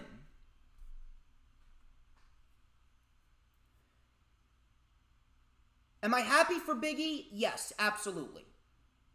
He deserves it. He deserves it. He's a hard worker. He has all the tools to be a world champion. And Big E, he's worked his ass off for this. But no matter how happy I am for Big E, and no matter if Big E deserves this or not, no matter how hard Big E has worked, no matter if I am happy for Big E, no matter how happy anyone can be for Big E, it will not change the fact that Big E's cash-in was the most forced, scripted, and inorganic cash-in in Money in the Bank history. And that is a fact. And if you don't like it, you can suck my cock. And I'm going to tell you why. I'm going to tell you why it was forced. I am happy for Big E. And I am happy that he got his moment. And I am happy that he is the world champion. He's been working hard for this. But I want you guys to think about this logically. Put your fandom aside. Put this black wrestling draws bullshit to the side. Put all of this garbage off to the side. And actually think to yourself, what has Big E done from the time that he won it to the time that he cashed in to prove to you that he was ready? Was there any character development? Was there any growth? Was Big E elevated to that next level before he inevitably cashed in this past Monday? The answer is no. The answer is no. All Big E did between the time that he won it and the time that he cashed in was have a 1-week feud with Baron Corbin, in which Corbin stole the briefcase. He defeated Baron Corbin in a 6-minute match on the SummerSlam pre-show and then got the briefcase back afterwards. What has Big E done between the time that he won it and the time that he cashed in to prove to anyone that he was ready? There was no character development. There was no growth. He was not elevated to that next level. You're going to have to do more than just beat Baron Corbin. Everyone's beaten Baron Corbin. You take a look at the landscape of WWE, and Big E was not elevated to that next level. Big E should have been facing guys like Seth Rollins, Cesaro, Kevin Owens, Finn Balor, and Edge. He should have been beating those guys, extending over the course of 4, 5, 6, 7, 8, 9 months leading up to that cash-in, because if he was going to beat those guys, people would have looked at Big E differently. That would have developed Big E. That would have elevated Big E, because people would have been looking at him like, oh, okay, Big E's beating guys like Edge and Rollins and Cesaro. All these guys are top-tier guys on SmackDown. These guys are most notable names on SmackDown. So now Big E beating these notable names, thus that elevates Big E. That shows you that Big E can hang with these big guys. That shows you that Big E can be a top-level performer. Big E can perform at a high level. Big E can get serious. Big E can be the guy if he beats guys like that. But they didn't do that. They didn't do that at all. They could have also elevated Big E's character by having him come out the night after Money in the Bank and cashing in on Bobby Lashley, saying, I saw what you did to my New Day brethren. I saw you destroy Kofi, so you know what? Someone needs to put you in your place. I'm cashing in my Money in the Bank contract on you at SummerSlam, and I am going to take that WWE Championship from you, and I'm going to get my revenge on you for what you did to my brothers in the New Day. That's exactly what they should have done. If they weren't going to do that, then they should have continued to build up Big E over the course of the next 4, 5, 6, 7, 8, 9 months. And I'm going to tell you why in just a little bit. But if they would have had Big E come out the night after Money in the Bank, and he would have cashed in on Lashley and won the title in a heroic babyface fashion at SummerSlam, that alone would have elevated Big E to that next level. That alone would have elevated the character of Big E. That would have shown character development and growth for Big E. But Big E was no better than Otis. And what I mean by that is, when Otis won the briefcase, there was no character development. There was no growth. There was no difference from when Otis won the briefcase and then 6 months after Otis won the briefcase. Same thing with Big E. There was no difference between Big E back at WrestleMania when he lost the Intercontinental title to Apollo Crews and Big E now. There's no difference. Big E is still the same Big E that we got at the beginning of the year. There has been no growth. There has been no development. None. So what has Big E done to showcase to anyone that he's ready?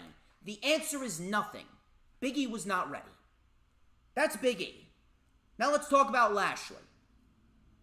Lashley was given the championship on a random episode of Monday Night Raw, and they decided to invest some time in Bobby Lashley, and they were building up Bobby Lashley over the course of the majority of this year, stemming back to March.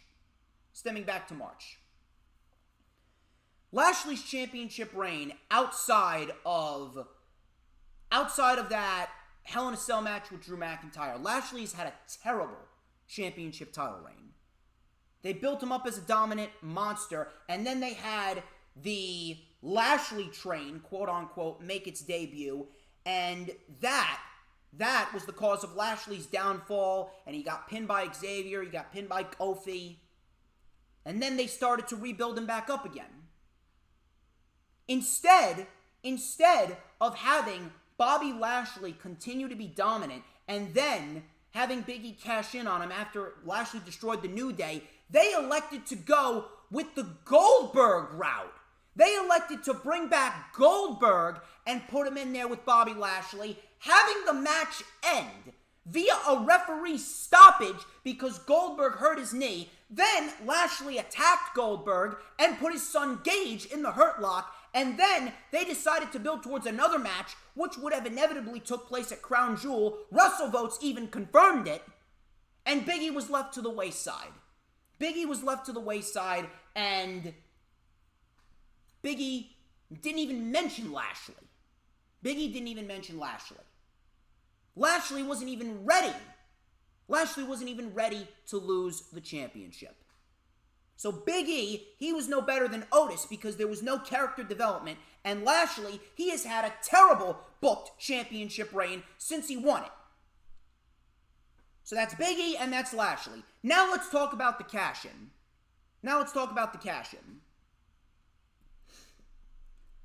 Did anyone even stop and think as to why WWE did this? Why did WWE move Lashley and Orton to Raw and then advertised Big E to cash in the Money in the Bank contract? And no, it wasn't because of Monday Night Football. Monday Night Football had a very minuscule part in why WWE did what they did. Monday Night Football was about 10% of the reason as to why WWE moved the WWE title match from Extreme Rules to Raw, and they had Big E cash in. Big E was not mentioning Bobby Lashley at all. He was not mentioning Bobby Lashley at all for the last 2 months. He was teasing cash-ins on Roman. He didn't mention Bobby Lashley until last Friday on SmackDown, and they announced the WWE title match between Lashley and Orton last Friday during SmackDown. They announced it 3 days in advance. And you know why? It's because AEW Dynamite beat Raw last week in the 18-49 demo.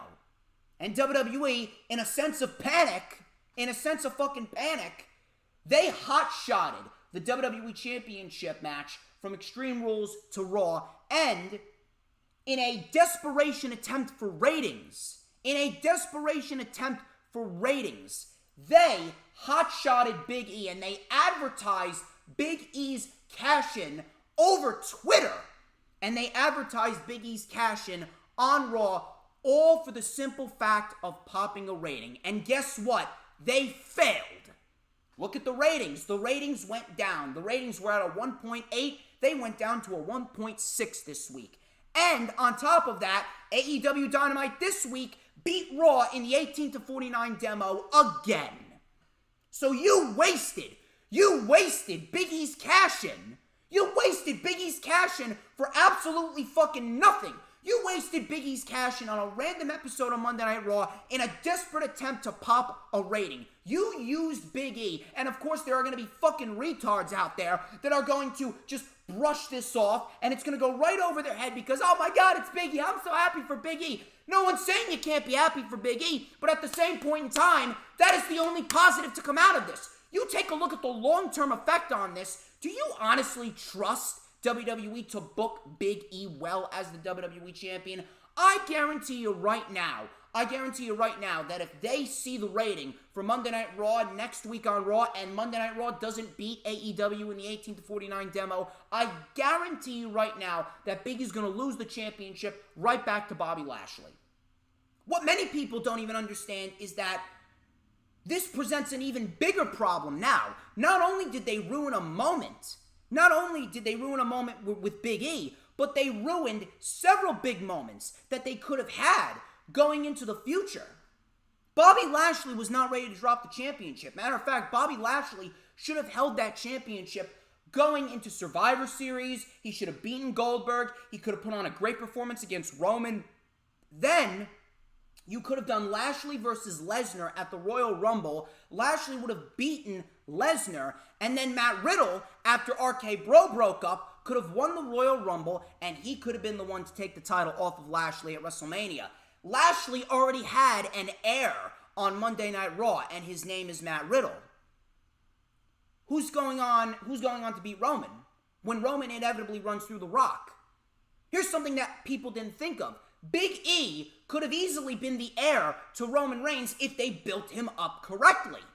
If he got wins over Edge, if he got wins over Cesaro and Owens and Rollins and Sami Zayn, all these big guys, Finn Balor, the big mainstream stars on SmackDown, if he would have beaten those guys over the course of X amount of months, people would have started looking at him as more of a legitimate competitor, and then, inevitably, you could have played a story with him and Roman in which Roman was like, you know what, I'm sick of you teasing. Acknowledge me as your cash-in, similar to what Roman did with Edge back at January after Edge won the Royal Rumble. You could have had Roman Reigns go to Big E and be like, acknowledge me as your cash-in. Big E could say no. Big E could continue to tease. And you know what Roman and the Usos could do? They could have Roman and the Usos attack Big E, take him out for X amount of months. Roman could then beat The Rock at WrestleMania in a competitive match, and then Big E could resurface and cash in his Money in the Bank contract in the main event of fucking WrestleMania. And you would have made an even bigger star out of Big E. But instead, you wasted Big E's cash-in, and it comes off so forced, so unorganic, and it's going to go right over everyone's heads because Big E is so beloved, so everyone is just going to give WWE a fucking pass. Why are you giving them a pass? Why are you going to say, oh, I don't have a problem with this? What? Do you not understand how much wrong went into this? Do you not understand how many moments they ruined? Do you not even understand that they did this for the simple fact that they needed to mask their own failures? If WWE was putting on a consistently good television product that actually made sense, if WWE was putting on a consistent television product that actually made sense, they wouldn't have to waste away these big moments on television, and they could have actually built towards something big in the future with someone like a Big E. You would have actually had options if you actually built up Big E going into WrestleMania over the course of X amount of months, and you could have made it a little bit more unpredictable. Oh, who's Big E going to cash in on? Is he going to cash in on Lashley, or is he going to cash in on Roman? But you didn't do that. Instead, You made a snap decision after you saw that AEW defeated you in the 18 to 49 demographic, and boom, boom. You threw that out there on Monday Night Raw, and you failed at popping a rating. You failed at popping interest.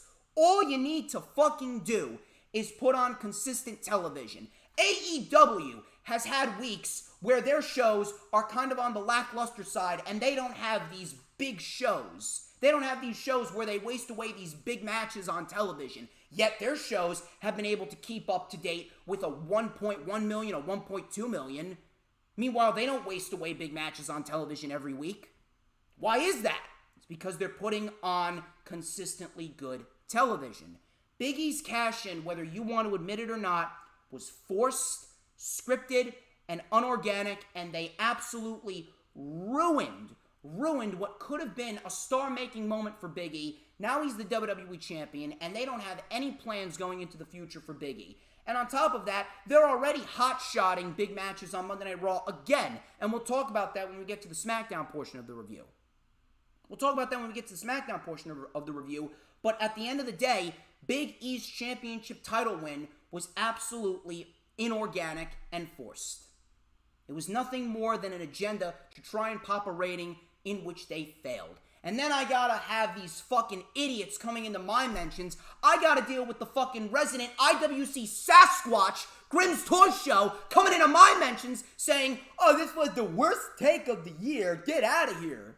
Really, worst take of the year.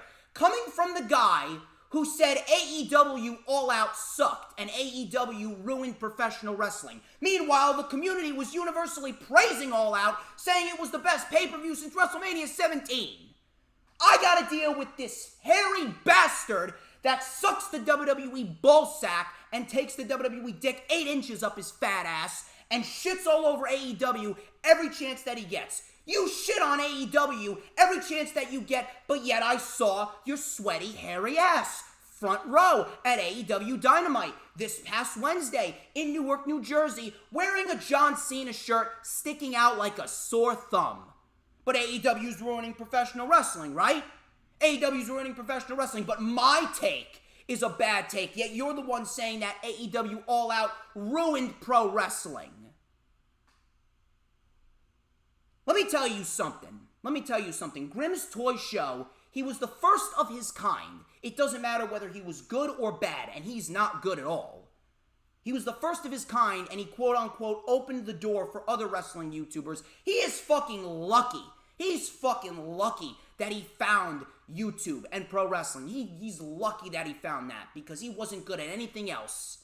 He would not have survived in the real fucking world. And if I was around back then when he started YouTube, he would be my production guy. He would be my camera guy filming content for my channel. But I have bad tape. But yeah, Big E cashing in. Yeah, I got a bad take. Yeah, sure, pal, sure. Stick to stuffing your face with Big Macs and keep your mouth shut. I fucking dare you to come up to me at the next AEW event that we're at, and I dare you to approach me and say that to my face. Here's a clue. You won't. I got a fucking bad take. I'm sorry that you can't handle the fucking facts. Piece of shit.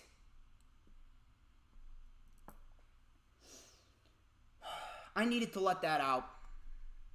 I apologize.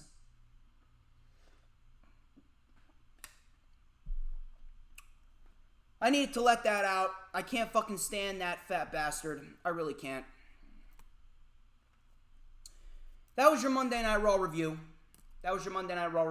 I appreciate each and every single one of you sticking with me throughout that huge rant. I appreciate Earl, Dee. Are you sure you're not laughing? Are you sure I didn't make you laugh? Don't worry, I'll make you laugh a little bit later. You'll enjoy my next comment. Thank you, Rob Wells Jr. Thank you, Big Boy Johnny. You guys have been awesome. Please make sure you're sharing out the stream. We got 14 likes so far. And I am not even close to done. We got 4 more shows to go over. We're going to go over NXT 2.0. which was not a good show at all. Wasn't as bad as I expected. Wasn't as bad as I expected, but it was not a good show at all. And this is something that I really don't understand. I really don't understand why. I really don't understand why people are so optimistic. I really don't. Listen, I'm a very, very optimistic guy outside of YouTube, and I'm a very, very positive guy when the camera stops rolling, but I'm a guy that calls a spade a spade. I'm a guy that calls a spade a spade. If something is clearly not good, then I'm going to say it's not good.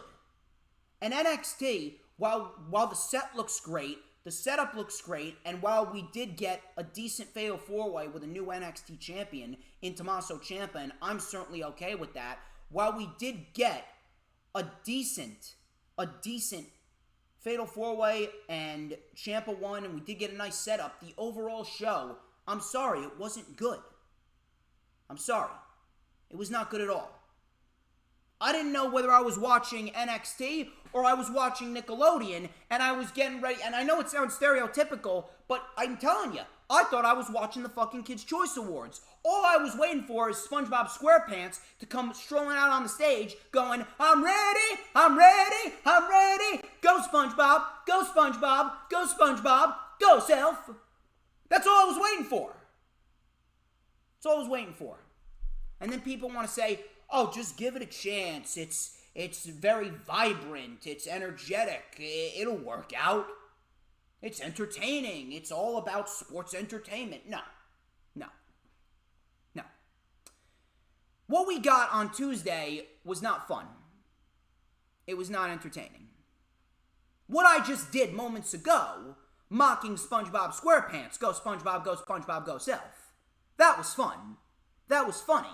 That was entertaining. I'm not sure what we got on Tuesday, but it was anything but entertaining. I just hope everyone knows that. NXT 2.0. The setup looked good. Setup looked fine. But at the end of the day, the substance of the show, it was not good. LA Knight versus Braun Breaker, a.k.a. Rick Steiner's son, Rex Steiner. I don't know why they put this match on first. You couldn't have had Braun Breaker, Rick Steiner's son, you couldn't have had him go out there and beat anyone. Why did you have to have him beat LA Knight? Why did LA Knight need to get pinned twice in a row? I don't understand. Do you understand how bad that makes LA Knight look? I say this all the time. We shouldn't have to build somebody up by tearing somebody down. That didn't even make sense. By tearing somebody else down, excuse me. We shouldn't have to build someone else up by tearing somebody else down. We shouldn't have to build up Braun Breaker by tearing down LA Knight. It's stupid. This was a main roster-like move right down to the very last letter. Braun Breaker won with a military press power slam. Terrible fucking booking. Yeah, that's really going to get him over. No promo package, no nothing. We just have Braun Breaker just randomly show up and beat one of your top stars in NXT, literally squashing him in 4 minutes. Yeah, that really makes LA Knight look good. And you could absolutely tell that all of this shit was done. It was done just completely out of the blue. Imperium, they took on Brooks Jensen, the son of Bull Buchanan, I believe, and Josh Briggs. Way too short of a match, but Imperium did get the win. I actually thought that Jensen and Briggs were going to get the win, but Imperium did indeed get the win. Eichner with a avalanche butterfly suplex for the win. And that was that. Katrina Cortez versus B-Fab. B-Fab ended up winning with the Rude Awakening. Not bad. I think that B-Fab could be something in due time. Afterwards, Legado del Fantasma, they came out. Elektra Lopez, I will say this. Elektra Lopez, she is great in this role. this was probably the best route for Elektra Lopez to be in. The female presence in Legado del Fantasma, it's a very, very, very nice visual. So I'm glad that they actually went with that move. So B-Fab challenged Lopez to a match, but Lopez was held back by Santos Escobar. Not sure when we're getting that match. Not really interested in that match. I'm more interested in seeing Hit Row, as in Isaiah Swerve Scott, defend the North American title against Mr. Santos Escobar. I'm still waiting on that. Isaiah Swerve Scott has not defended that title once since he won it. Carmelo Hayes came out with Trick Williams, who I believe is a college football player. Carmelo said, I got a target on my back. Melo ain't going to get caught off guard, so I got Trick. Wherever I go, Trick goes. Whenever I eat, Trick eats. Williams goes, I got a bone to pick with you. When Melo shoots, he don't miss. What's with this new humble Melo? Carmelo said, you right, I am the golden child, and when Melo shoots, he don't miss. That's why I'ma pass it. Trick catches it. Williams says, that's it? That's all it's gonna be. So I don't know where the fuck this is going, but this was not a good promo at all. I'm not sure who the fuck scripted this promo, but it did not come off well. It did not come off genuine. And I don't even know why Carmelo Hayes even needs a backup player. It's fucking stupid. It's stupid. Carmelo Hayes is just fine on his own. Why is Carmelo, the white-hot babyface who just came out of the tournament in a heroic babyface-like fashion, why is he in a scenario where he's now a heel? And he attacked a heel Duke Hudson along with Trick Williams. They beat down Duke Hudson. So, two babyfaces beat down a heel. Does that now make them heels, or are they still babyfaces? I don't know. I don't know what the fuck this was. I don't know who the fuck wrote this. You can clearly tell. I'm telling you, Bruce Pritchard definitely fucking wrote this. They definitely fucking wrote it. Bruce Pritchard absolutely wrote this because this was bad. This was horrible. This was absolutely horrible. Carmelo Hayes should be babyface. There's no reason why Melo needs to be heel, and there's no reason why Melo needs Trick Williams. And this is just part of the out-of-touch, disorganized new format that NXT 2.0 is now going to be operating under. This was not a good segment at all. Casey Catanzaro and Caden Carter versus JC Jane and Gigi Dolan. Mandy Rose caused the DQ, and the three of them beat down Caden Carter and Casey Catanzaro. Mandy Rose is now a brunette. Saray came out to save Casey and Caden, and the babyfaces stood tall. We go to a commercial, and what do we get? A 6-woman tag. If this is not main roster right down to the very last letter, I don't know what to fucking tell you. These booking tactics just left a sour fucking taste in my mouth. And people want to say, oh no, it's energetic, it's youthful, it's vibrant. No, it's not. This was fucking depressing to watch. This was absolutely fucking depressing to watch. And I don't know where the fuck this is going, but this was not a good booking strategy. And whatever booking strategies that you see on Monday Night Raw, you're going to see on NXT, I am telling you right now, they're going to lose fans in record numbers. They couldn't even peak 800,000 people for this new episode of NXT and this new relaunch, this new revamp of NXT. If they couldn't even peak 800,000 people, what makes you think that they're going to continue to keep the ratings up where they are? 6-woman tag, I didn't give a shit. Mandy Rose ended up winning. She hit a V-trigger on Caden Carter, and that was pretty much it. Oh, and not only that, Kyle O'Reilly was taken out by Ridge Holland and Pete Dunne, and he couldn't compete in the Fatal 4-Way. Coincidence? No. The No More Midgets edict is in full fucking effect. Full effect. Raquel Gonzalez and Frankie Monet were actually supposed to have a match for the NXT Women's Championship. That was cut. Then Kyle O'Reilly was cut. Script was ripped up multiple times. Samoa Joe relinquished the NXT Championship. Coincidence? No. This is all part of Bruce Pritchard and Vince McMahon's new vision of NXT, and it's fucking terrible. It is horrendous. No, I'm not giving it a chance, nor should you give it a chance. NXT is dead. End of conversation. Dead. And if you're going to tell me otherwise, something ain't right with your fucking head.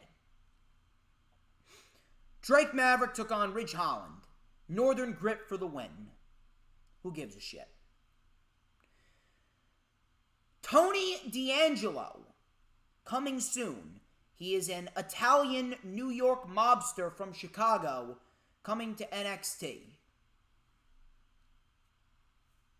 I'm going to give him a chance. I'll give him a chance. Because he actually came off okay. This was a decent promo package, and he looks to be okay on the microphone. But I'm going to say this. If you can't fucking wrestle, don't fucking bother showing up. Stay the fuck in the back. You can't wrestle? I don't want anything to do with you.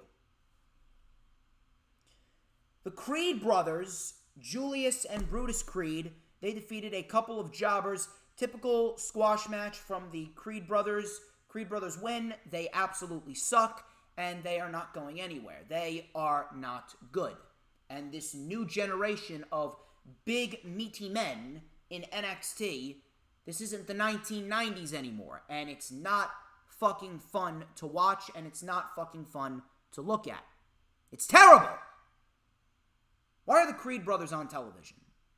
They're not good. Malcolm Bivens, he introduced Ivy Nile to NXT. Kushida then came out, and he says, you talk too much. Roddy, I'm ready. Bivens goes next week. Kushida, Roderick Strong, NXT Cruiserweight Championship. Big money fight.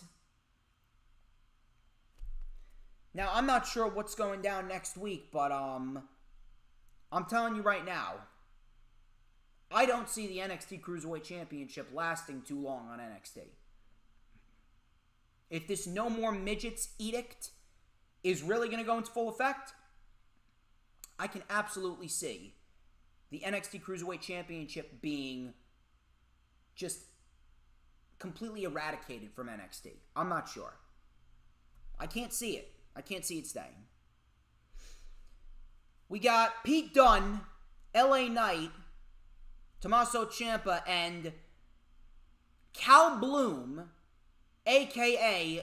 Von Wagner. I would love to know. Please tell me. Somebody tell me who the fuck is coming up with these names. We got Veer. We got Shanky. Shane Thorne was going by Slapjack. We got T-Bar. We got Mace. We got Braun Breaker. Doudrop on Monday Night Raw. Then we got fucking Von Wagner. Who the fuck is coming up with these names? I would love to know. Whoever is coming up with these fucking names, I would have fired them on the fucking spot. Von Wagner. What the fuck is a Von Wagner?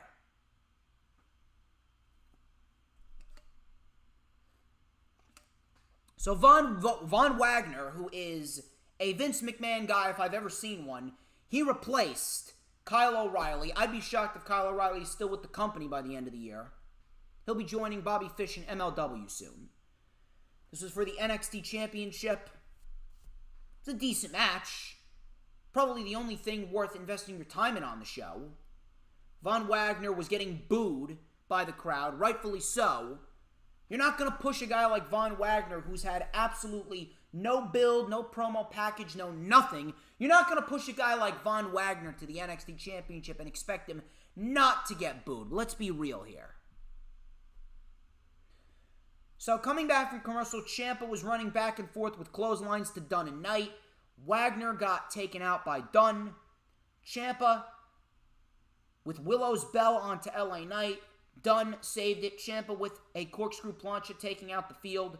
We had a running knee to Dunne and a bitter end by Dunne. Knight then tossed out Dunne. Wagner came in with an Olympic slam on LA Knight. I swear to God, I thought Von Wagner won the championship right there. LA Knight just kicked out. Dunne and Ciampa took out Wagner. They went at it themselves. Dunne was caught with a superplex by Knight. Wagner nearly stole it off of a butterfly slam. I thought he had it there, but Ciampa saved it. Ciampa then took out Wagner, and he hit the fairy tale ending on LA Knight, and Tommaso Ciampa is the new NXT champion. Goldie is home. Now, why did they give it to Ciampa? I have absolutely no idea. Your guess is as good as mine. I would have thought they would have given it to Wagner or LA Knight. But I'm certainly not going to be complaining about Tommaso Ciampa winning the title. Wagner is definitely going to be someone who's going to be showcased on television much more often. And as far as LA Knight goes, I would be shocked if LA Knight isn't drafted. I would be shocked if LA Knight is not drafted. If LA Knight is not drafted, why are you keeping him in NXT if he just lost to Braun Breaker and he was pinned here in the NXT Championship Fatal 4-Way? I can absolutely see LA Knight getting drafted to Raw or SmackDown. If anything, I would put him on Raw because Raw, they need all the help that they can get. And Monday Night Raw, I would absolutely love to see LA Knight get built up to take the U.S. title off of Damian Priest, probably on day 1, on January 1st, 2022. I'd love to see that.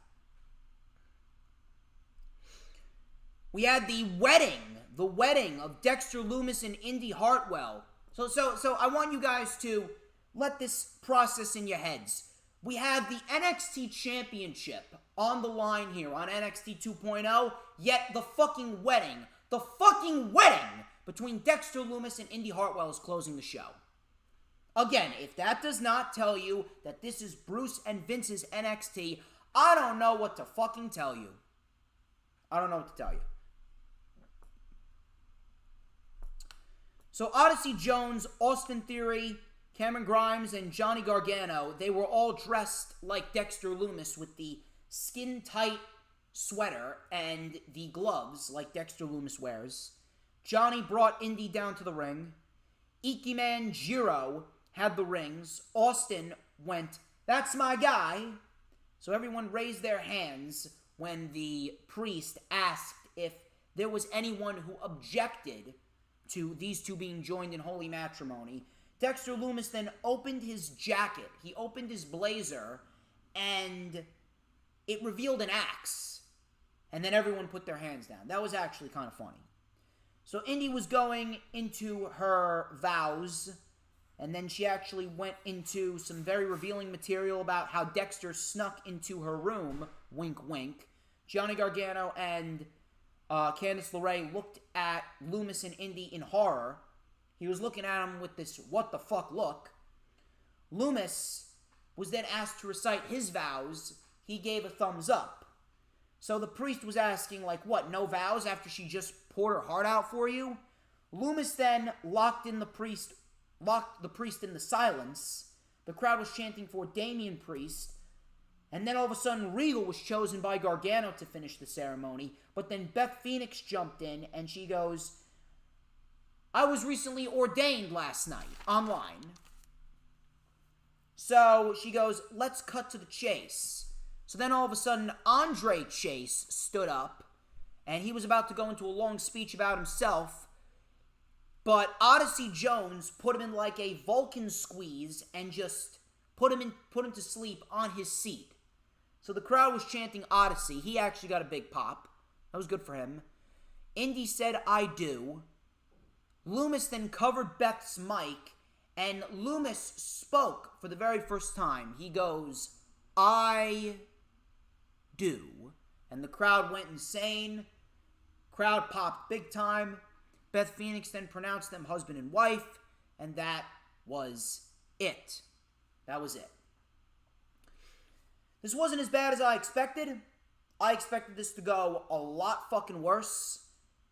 But this was a peaceful pro wrestling wedding. There was no stereotypical brawl at the end of the wedding. There was no chaos. Nobody went through a cake. Nobody was going through tables. Nobody was sent over the altar. Which I actually appreciate, that there was no stereotypical fucking brawl and all that. I was actually happy that there was no fucking brawl like that. But at the end of the day, the old NXT is dead. No one from the old NXT would ever even think about doing a fucking wedding on NXT. This was probably the most peaceful wrestling wedding that I could last remember since Randy Savage and Miss Elizabeth. Every other pro wrestling wedding ended in complete fucking chaos. But I'm proud that this wedding ended somewhat peacefully. Afterwards, after NXT was done, Braun Breaker and Tommaso Ciampa, they shook hands backstage and they had a stare down. So it looks like Braun Breaker, as according to the dirt sheets, Braun Breaker is going to be in line for a big push, which, again, I'm still trying to figure out why. Ciampa is the heart and soul of NXT, and he was cheered over MSK, who is the babyface version of fucking Ricochet. If MSK were booed against Tommaso Ciampa, what makes you think Braun Breaker is going to be any more over after he inevitably beats Tommaso Ciampa? And if Tommaso Ciampa is being set up to be a transitional champion, why did you give him the championship to begin with? If you wanted to get the championship onto Braun Breaker, you should have just booked Braun Breaker in the championship match later on in the night, and you should have had Braun Breaker just win the championship straight up. Fucking stupid. That was NXT. This show was not good. It was not good at all. Not good at all.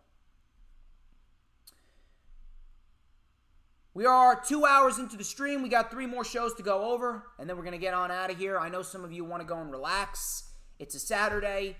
Again, I greatly appreciate each and every single one of you sticking by the channel for this wonderful LFU. It has been a great time so far, and you guys have been awesome all stream. I greatly appreciate Big Boy Johnny sticking around. People, if you have not already done so, please make sure you're sharing out the stream. Share out the stream on all platforms, social media. Hit that like button.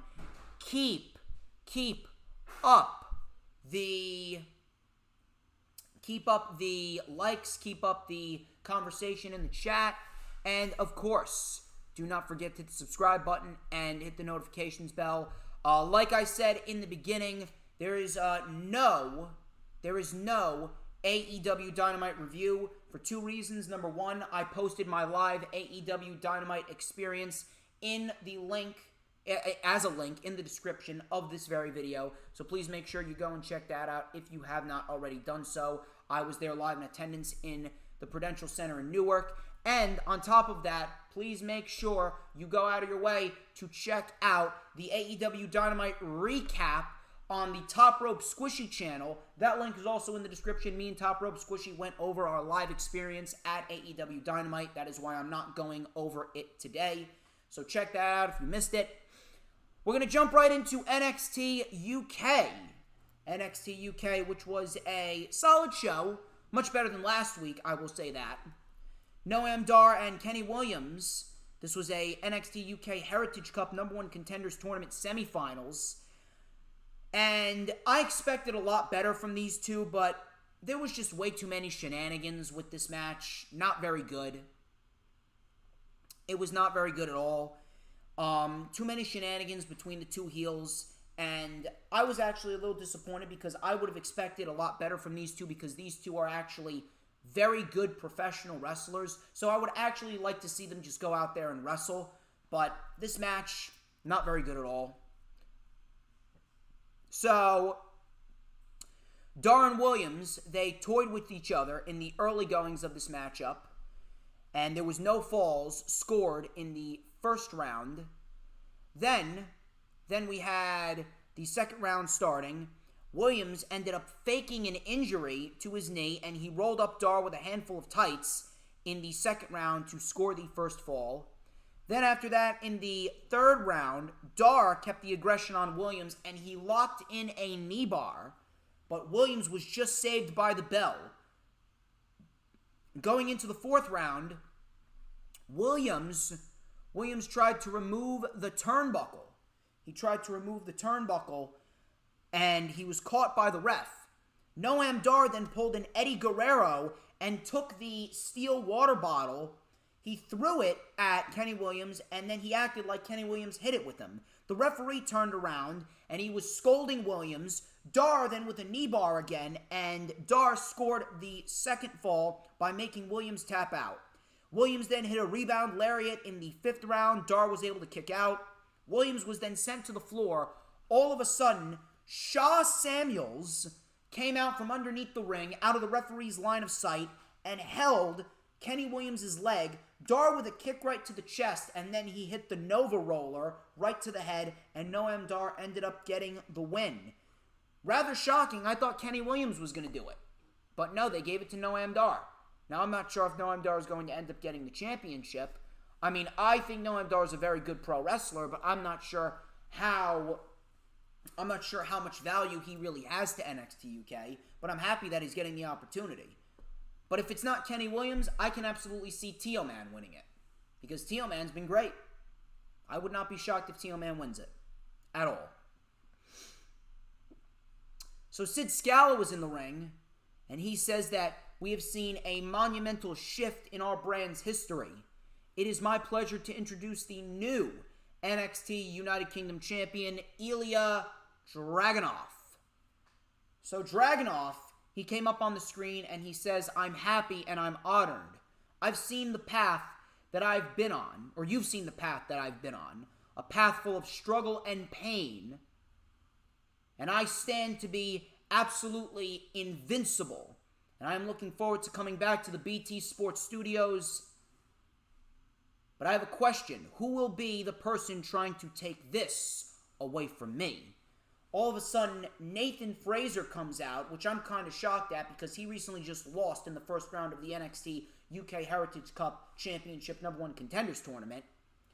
But he was making a case of why he should be Ilya's first challenger. Rampage Brown then came out, and he goes, easy, easy, easy. You got to be kidding me. If anyone's getting the shot, it's going to be me. All of a sudden, A-Kid comes out, and he says, no, it's going to be me. Bickering like children. I'm not a fan of these segments whatsoever. On top of that, Rampage Brown has a case. Rampage Brown has a case, and A-Kid has a case. But Nathan Fraser, he doesn't have a case. If this was a one-on-one match between A-Kid and Rampage Brown, then yeah, I would understand that, but why is Fraser here? Now, I think it's going to be a very good match, but why is Fraser even in this match if we are inevitably going to see Fraser lose? I don't see Fraser winning this. They could have Fraser win it, but it doesn't make any sense. And I'm not sure if you guys are sensing it, but I start to sense some of that main roster influence. I start to sense some of that main roster influence coming in on NXT UK as well. It's fucking stupid. It really is stupid.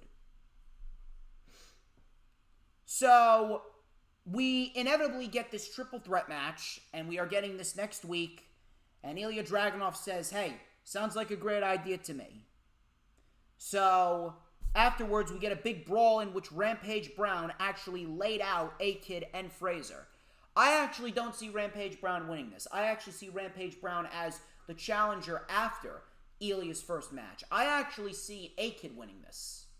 And I would not be surprised if A-Kid does win this. We'll have to see what happens, but I think the match next week's going to be great, and I actually see A-Kid coming out victorious since he recently just beat Jordan Devlin in that 30-minute Iron Man match. Amelia McKenzie. Amelia McKenzie took on Stevie Turner, and this was a pretty basic match. It wasn't terrible, but it was pretty basic.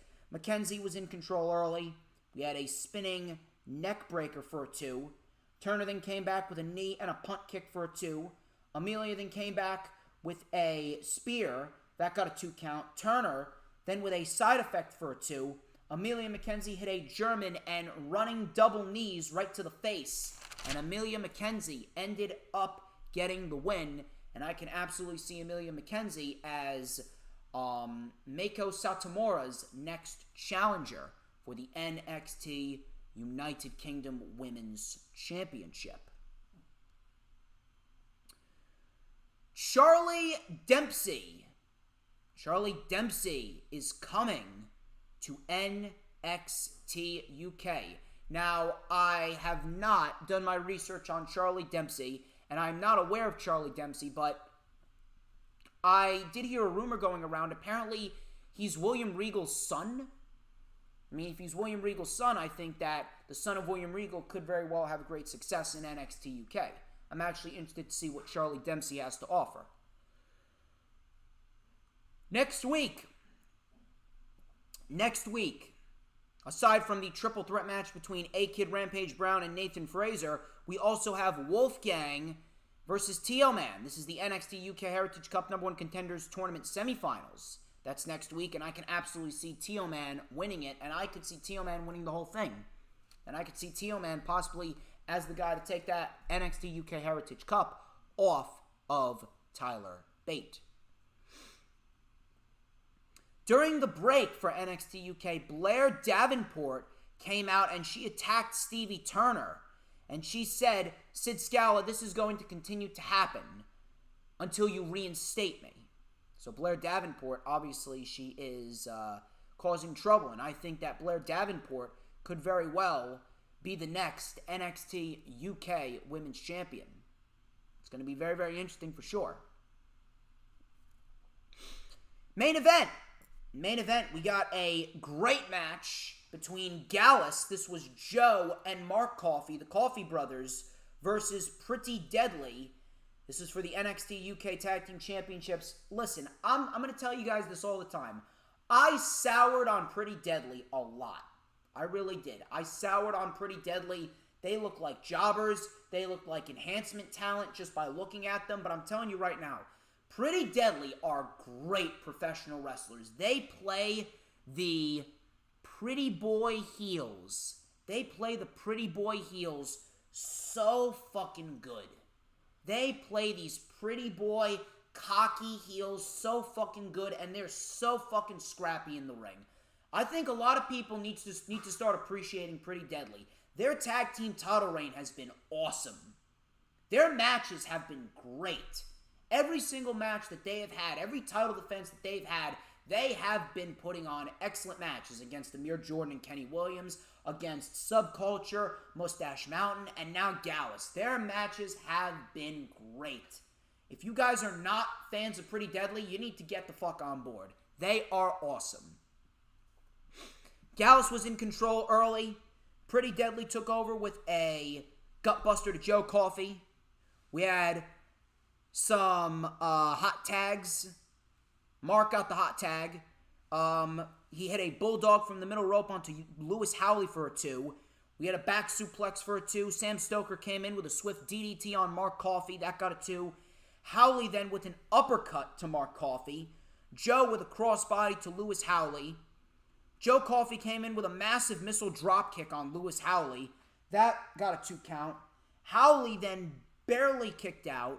Joe with a Glasgow send-off, and then we had the clothesline chop block combo. Sam Stoker just saved Joe Coffey. The last 5 minutes of this match, if you did not watch this match, the last 5 minutes of this match were phenomenal. So, Howley sent Joe into the post. Mark nearly rolled up by Howley for the win. Nearly got the win there. Pretty Deadly then hit Spilt Milk after a jab right to the throat. They hit Spilt Milk, and Pretty Deadly retain the NXT UK Tag Team Championships. They are on absolute fire. I'm not sure what is going to come. I'm not sure who's going to take it off them.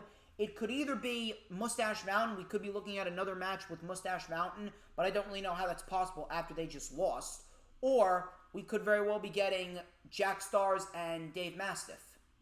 Not sure how it's going to work out, but I could absolutely see that. But NXT UK was pretty solid, not bad whatsoever. And I'm very much, let me tell you something. NXT UK, if I am going to give you guys the MVPs of NXT UK this year, I'm going with Pretty Deadly. Pretty Deadly have been fucking awesome. I'm telling you, you need to start watching NXT UK for Pretty Deadly. Pretty Deadly are amazing. They're amazing.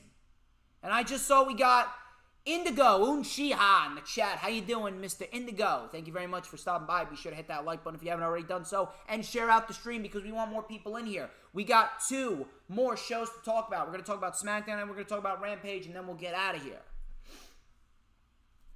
But thank you guys very much. As always, you guys have been great. You guys have been awesome. Even if we don't get to 30, if we could at least get to 20, I would be happy with 20. Please make sure, if you haven't already done so, you're sharing out the stream on all platforms, social media. Get as many people in here as possible because it's vital. Why don't we talk about SmackDown? So, the Bloodline kicked off the show. Roman goes, Knoxville, acknowledge me. Wise man, educate these people on how to properly acknowledge me. Heyman was then hyping up Roman in typical Paul Heyman fashion, and he says the tribal chief fears no man, no beast, and no demon, but they all fear Roman. All of a sudden, Big E's music hits, and out of fucking nowhere, Big E comes out. He held up the championship right in Roman's face. Balor then came out, and we go to commercial. Listen, I'm going to reiterate what Cameron Johnson said. I love Roman, and he loves Roman too, but I gotta agree with my man Cameron Johnson. He says that these stereotypical promos from Roman Reigns to open up the show, it's just not fun anymore. It's just so boring. These promos, these stereotypical long-winded promos from Roman, they really need to die. It's getting tiresome. I gotta agree with Cameron on that one.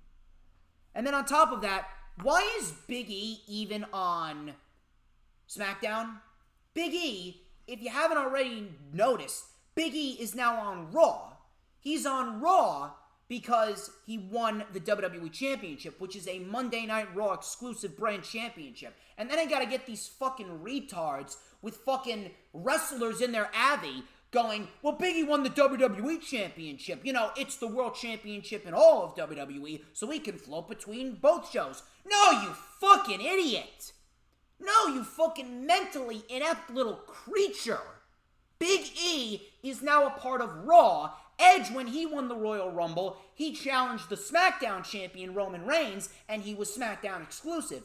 Big E won Monday Night Raw's exclusive brand championships, so he's Monday Night Raw exclusive. You know what else? I find funny? I find it fucking hilarious how USA Network and Fox, they're arguing back and forth and back and forth and back and forth. They're fucking arguing like petulant children over who gets what, and we want exclusive rosters, we want separate rosters, yada, yada, yada.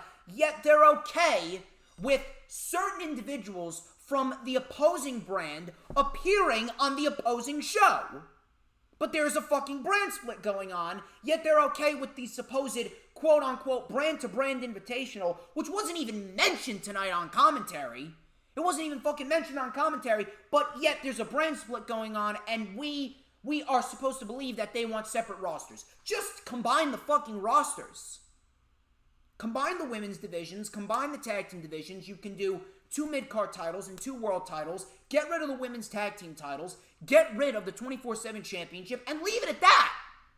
And the brand split if you're going to do this. WWE 5 years ago was at a point where they needed a brand split because there was so much talent.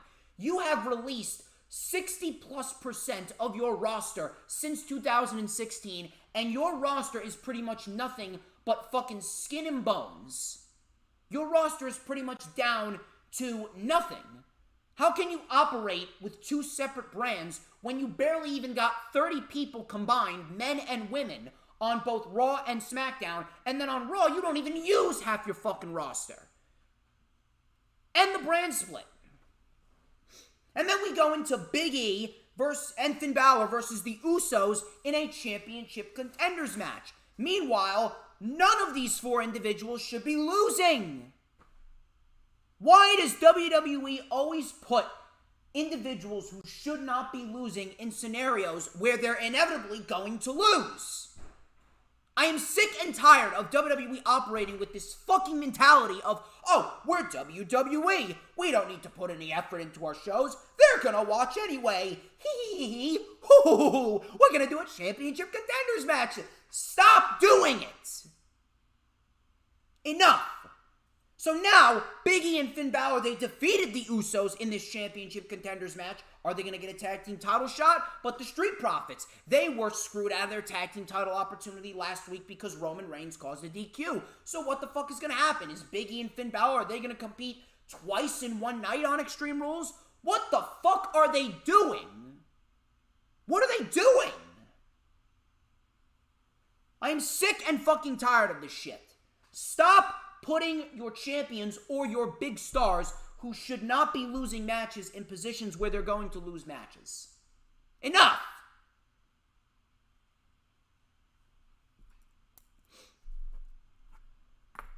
We got Rick Boogs versus Robert Roode. I'd actually love to ask a question here.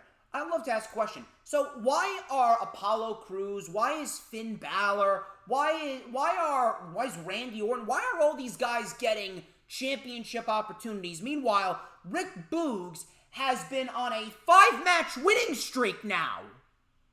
Why is it that Rick Boogs is the only individual besides Sami Zayn that has been on a winning streak lately? But yet he's receiving nothing. But he's on a winning streak, but he's receiving nothing. I don't get it. I don't get it.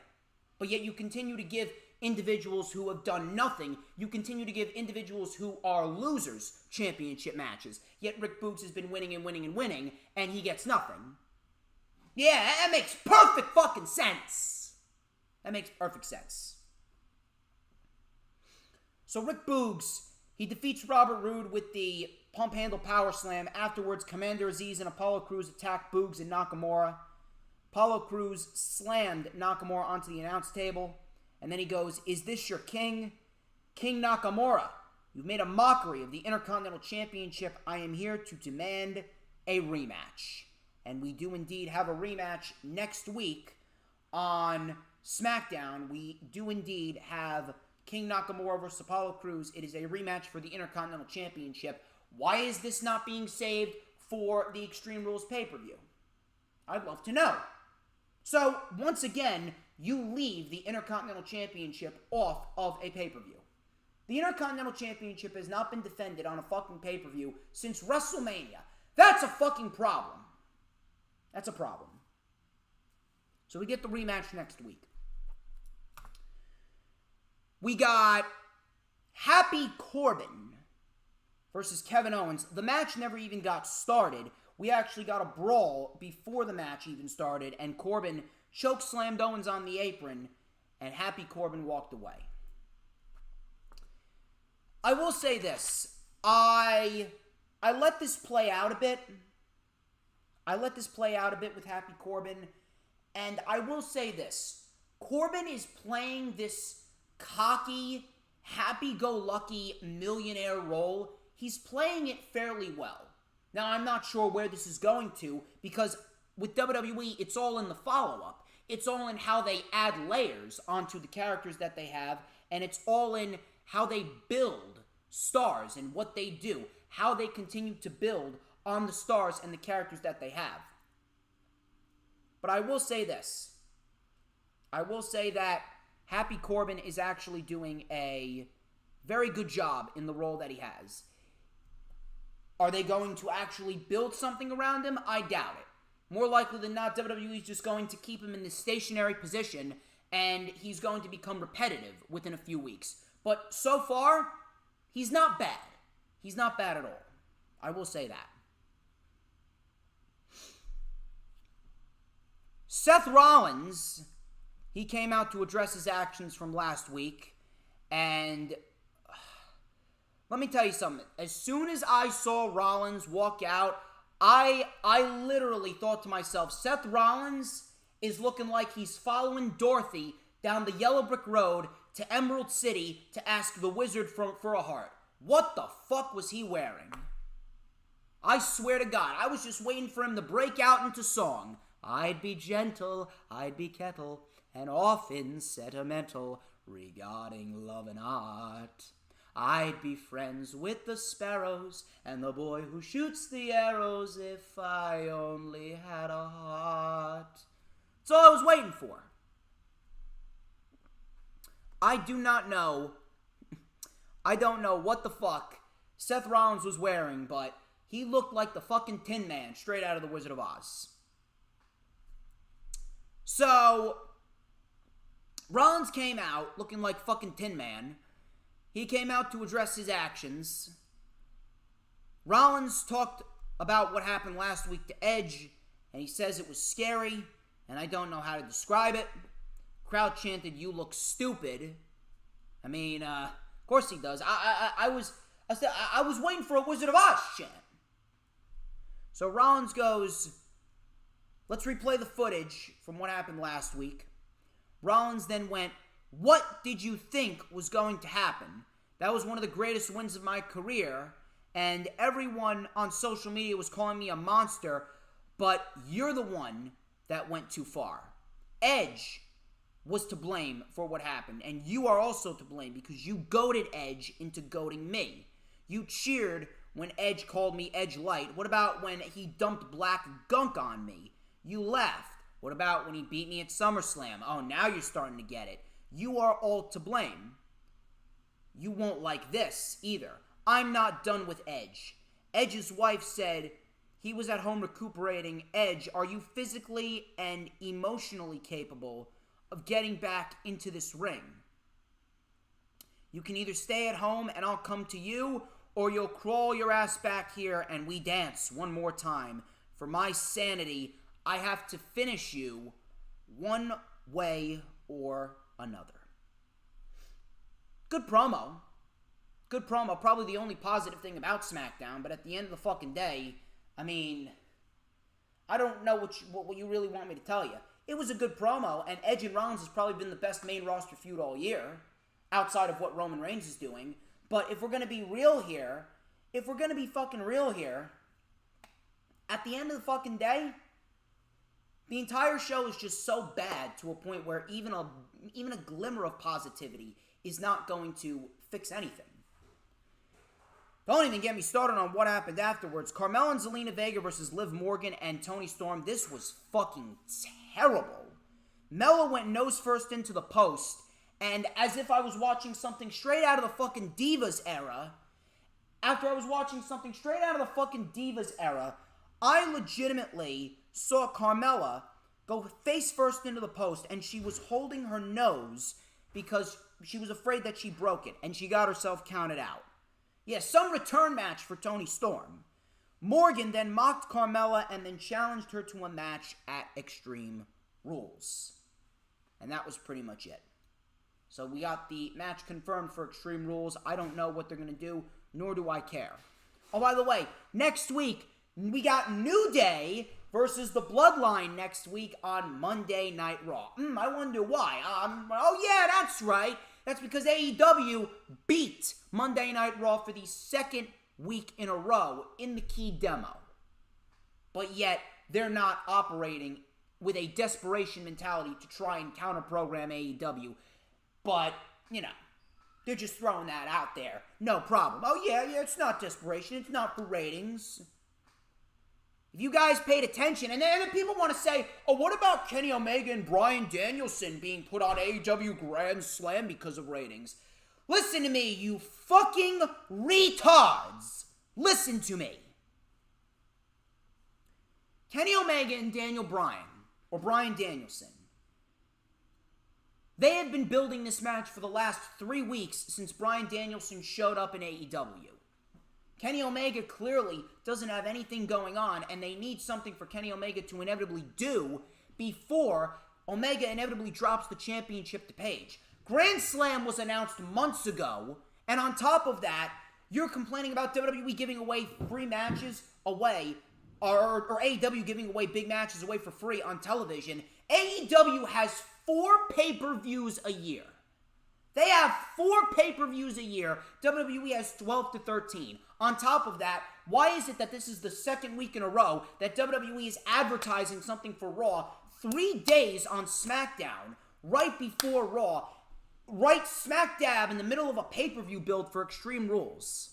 Meanwhile, Roman Reigns hasn't been on Monday Night Raw in over 2 years, but yet this is not desperation to try and counter-program AEW because of ratings. AEW doesn't give a shit about what WWE is doing. They don't. WWE is shaking in their boots, and they're watching AEW like a hawk. They care about everything that AEW is doing. AEW don't give a shit about what WWE is doing. AEW is actually building matches. They're actually building storylines, and they're building matches. They built up Bryan Danielson and Kenny Omega for the last 3 weeks going into this match. This Bloodline New Day match wasn't even teased throughout the course of this year, and they built this up in 3 fucking days. But you're supposed to tell me that Omega and Bryan, you're supposed to tell me that that's a desperation ratings grab? No, you fucking retards. My God. The amount of stupidity, the amount of fucking stupidity, and the amount of individuals in this community without a fucking brain. I swear to God, these people have the brain, their brains are the size of a fucking ladybug. I'm fucking botching my words left and right. Fucking idiots you are. You really are. Dominic Mysterio versus Sami Zayn. Again. Three weeks in a row now. 3 weeks in a row now. Dominic loses via a roll-up by Sami Zayn after Sami Zayn got his knees up on the frog splash. Who gives a shit?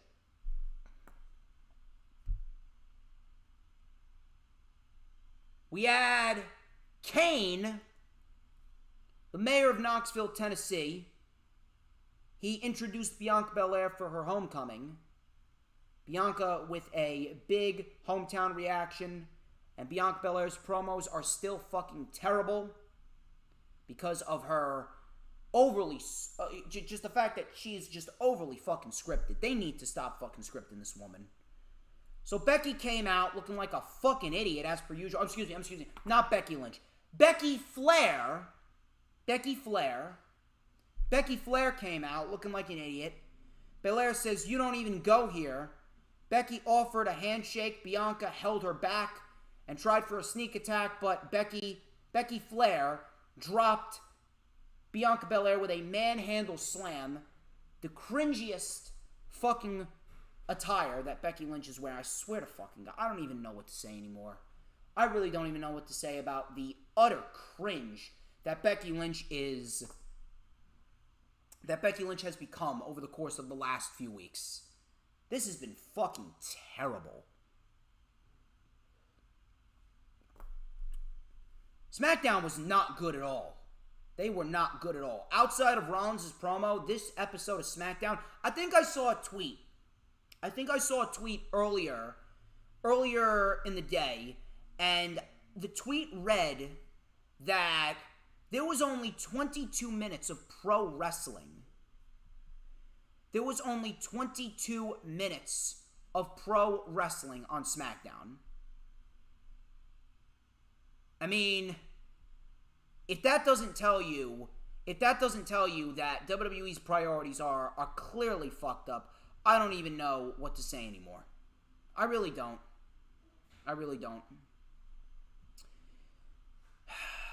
SmackDown was not good at all. Not as bad as Raw, but still was not good at all. Not good at all. So, that was pretty much SmackDown.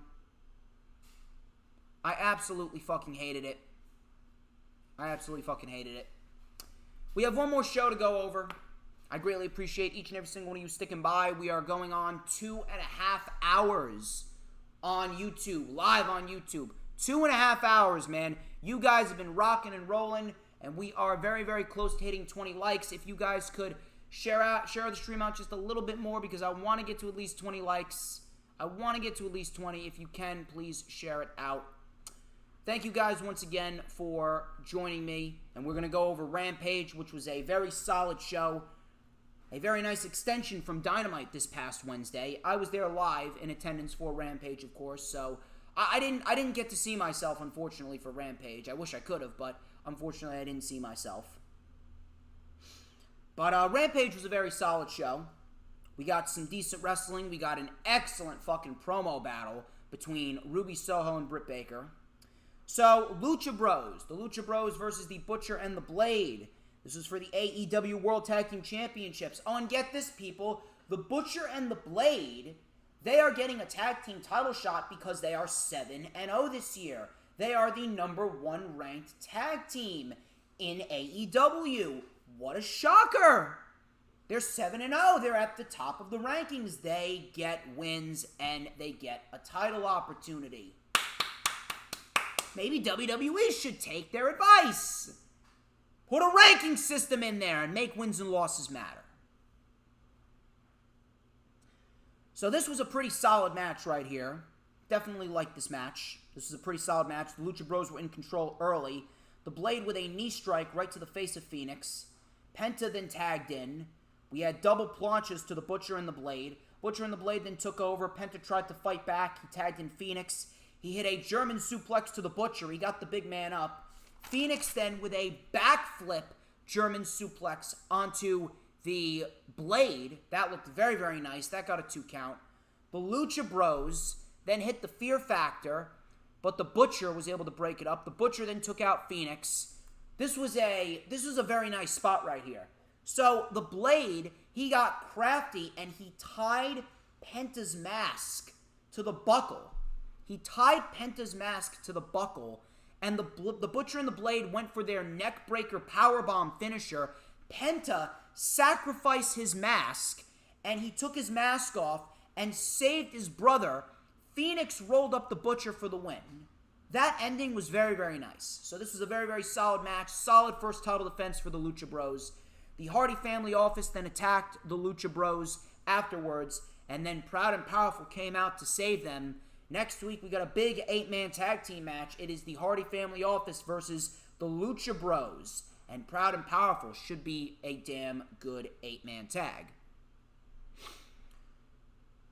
Bryan Danielson and Kenny Omega, they were interviewed. Bryan Danielson talked about being real, which he said was great for the fans, but bad for the wrestlers. Kenny said, the underdog story for you is not going to be a Cinderella story. So nice little promo package, a nice little teaser for what is to come next week, and that's going to be a great fucking match. I can absolutely see that match going to a time limit draw, and no one has to take a loss. Anna Jay versus the Bunny. This was a pretty basic match. Really nothing special. Really nothing overly crazy. Very, very basic match for Anna Jay and the Bunny. So we had a brawl starting out right out of the gate. We had a big suplex on the floor by Anna Jay to the Bunny. Match started. The Bunny took over quickly. Anna came back with a flipping neckbreaker coming back from commercial. Ty Conti, then took out Penelope Ford. Anna Jay was able to get the roll-up win on the Bunny. And then next week we have Penelope Ford versus Anna Jay on Rampage Grand Slam. Afterwards, Ford came in with the brass knuckles and nailed Conti and Jay in the face with a brass knuckles right hand. So Anna Jay gets the win. Very, very basic match. Really nothing to go back and watch. But what I will say is this. I can absolutely see Anna Jay getting an AEW Women's World Championship title match at Full Gear against Britt Baker.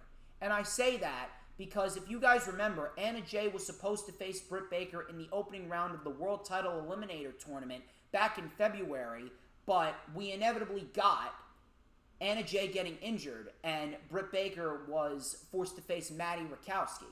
So I can absolutely see Britt Baker taking on Anna Jay at Full Gear, because the report going around, according to Meltzer, is that we could be looking at Thunder Rosa versus Britt Baker at Revolution, because they want to give Britt Baker a nice, solid championship title run. So I can absolutely see Anna Jay as an interim opponent for Britt Baker at none other than Full Gear. And Anna Jay is going to be that individual. Matt Hardy was interviewed by Tony Schiavone. He pointed out an Orange Cassidy fan in the crowd. Obviously a plant. He was dressed as Orange Cassidy. Matt Hardy then took him out of the crowd, threw him in the ring, gave him a twist of fate, and then used scissors to cut his hair. Orange Cassidy then came out. Jack Evans and Matt Hardy ran off. And that was pretty much that. Listen, this was entertaining for what it was, but if we're going to be real here, this Matt Hardy, Orange Cassidy feud, it's really not working. It's not working whatsoever, and no one gives a shit about it. Matter of fact, Hardy, like I said, he needs to be solo. Hardy needs to be solo, and Orange Cassidy, he should realistically be challenging for the TNT Championship. And I hope that they do have Orange Cassidy challenging for the TNT Championship when the time is right. The best part of Rampage was the promo battle between Ruby Soho and Britt Baker. This was fucking awesome. And to anyone who was offended by it, to anyone that was saying it was unnecessary, go fuck yourself, you're a hypersensitive social justice warrior pussy. So, Tony Schiavone was in the ring, and he introduced Britt Baker and Ruby Soho. Baker goes, Ruby, you're still trying to figure out who you are, but people know exactly who the hell I am. Ruby Soho goes, we all know who you are. You remind everyone every week, and you're just like everyone else that I've stepped into the ring with. Entitled, self-centered, and banging some dude in the back. So that got a huge pop, and that was not the only burn that we were going to see here. So Baker goes, you have the audacity to call yourself the Runaway. You didn't run away from anything. You got fired. So Soho goes, you're right. And that was the best damn thing that could have ever happened to me, because it led me here to AEW staring right into your eyes. And after next week, you won't be able to call yourself AEW Women's World Champion. Afterwards, Soho and Baker had a brawl. Soho then held the belt up high. So next week, it's going to be a damn good match between these two. Very much looking forward to it. And Ruby Soho, man, I'm telling you, they are strapping the rocket pack to Ruby Soho, and I'm very, very happy to see that Ruby Soho and Britt Baker are going to get this opportunity at AEW Dynamite Grand Slam. It's going to be awesome. Next week on Rampage Grand Slam, we also have a lights-out unsanctioned match between Archer, Suzuki, Moxley, and Kingston, and it's going to be fucking great. It's going to be awesome. And then in the main event, we had Miro versus Fuego del Sol. This was the TNT Championship versus Fuego's new car. Fuego was trying to use his quickness early on. Miro hit a fallaway slam to Fuego on the floor. Fuego tried for a sleeper hold. He answered back with a moonsault, but he couldn't keep up the momentum. Fuego tried to retaliate with some double stomps, but Miro hit some right hands in the corner. He stopped the tornado DDT, hit some right hands in the corner to Fuego, and then he inevitably won the match by hitting 2 super kicks. Afterwards, this was great. Miro took Fuego del Sol's car's keys, and he put them in Fuego's mouth. And then he locked in the game over. Out of nowhere, Sammy Guevara came out to save Fuego, and he took the TNT title, and he held it up high. So it looks like we could be getting Sammy versus Miro for the TNT Championship, and I love that. That is an excellent, excellent, excellent, excellent move, and that is absolutely going to be a brilliant matchup. That could very well be Miro's best match as the TNT Champion. Does Sammy win the championship? I have no idea. We're just going to have to wait and see what happens. But Rampage, solid show. And next week is absolutely the biggest week in AEW television history. And I cannot wait for it. It's going to be good. It's going to be good. Ladies and gentlemen, that wraps up this edition of the Lightning Flash Update. I would like to thank each and every single one of you who tuned into this video. Thank you, Rob Wells Jr., Dee, Big Boy Johnny, Adam, Carl, Earl Cole. Thank you, everyone.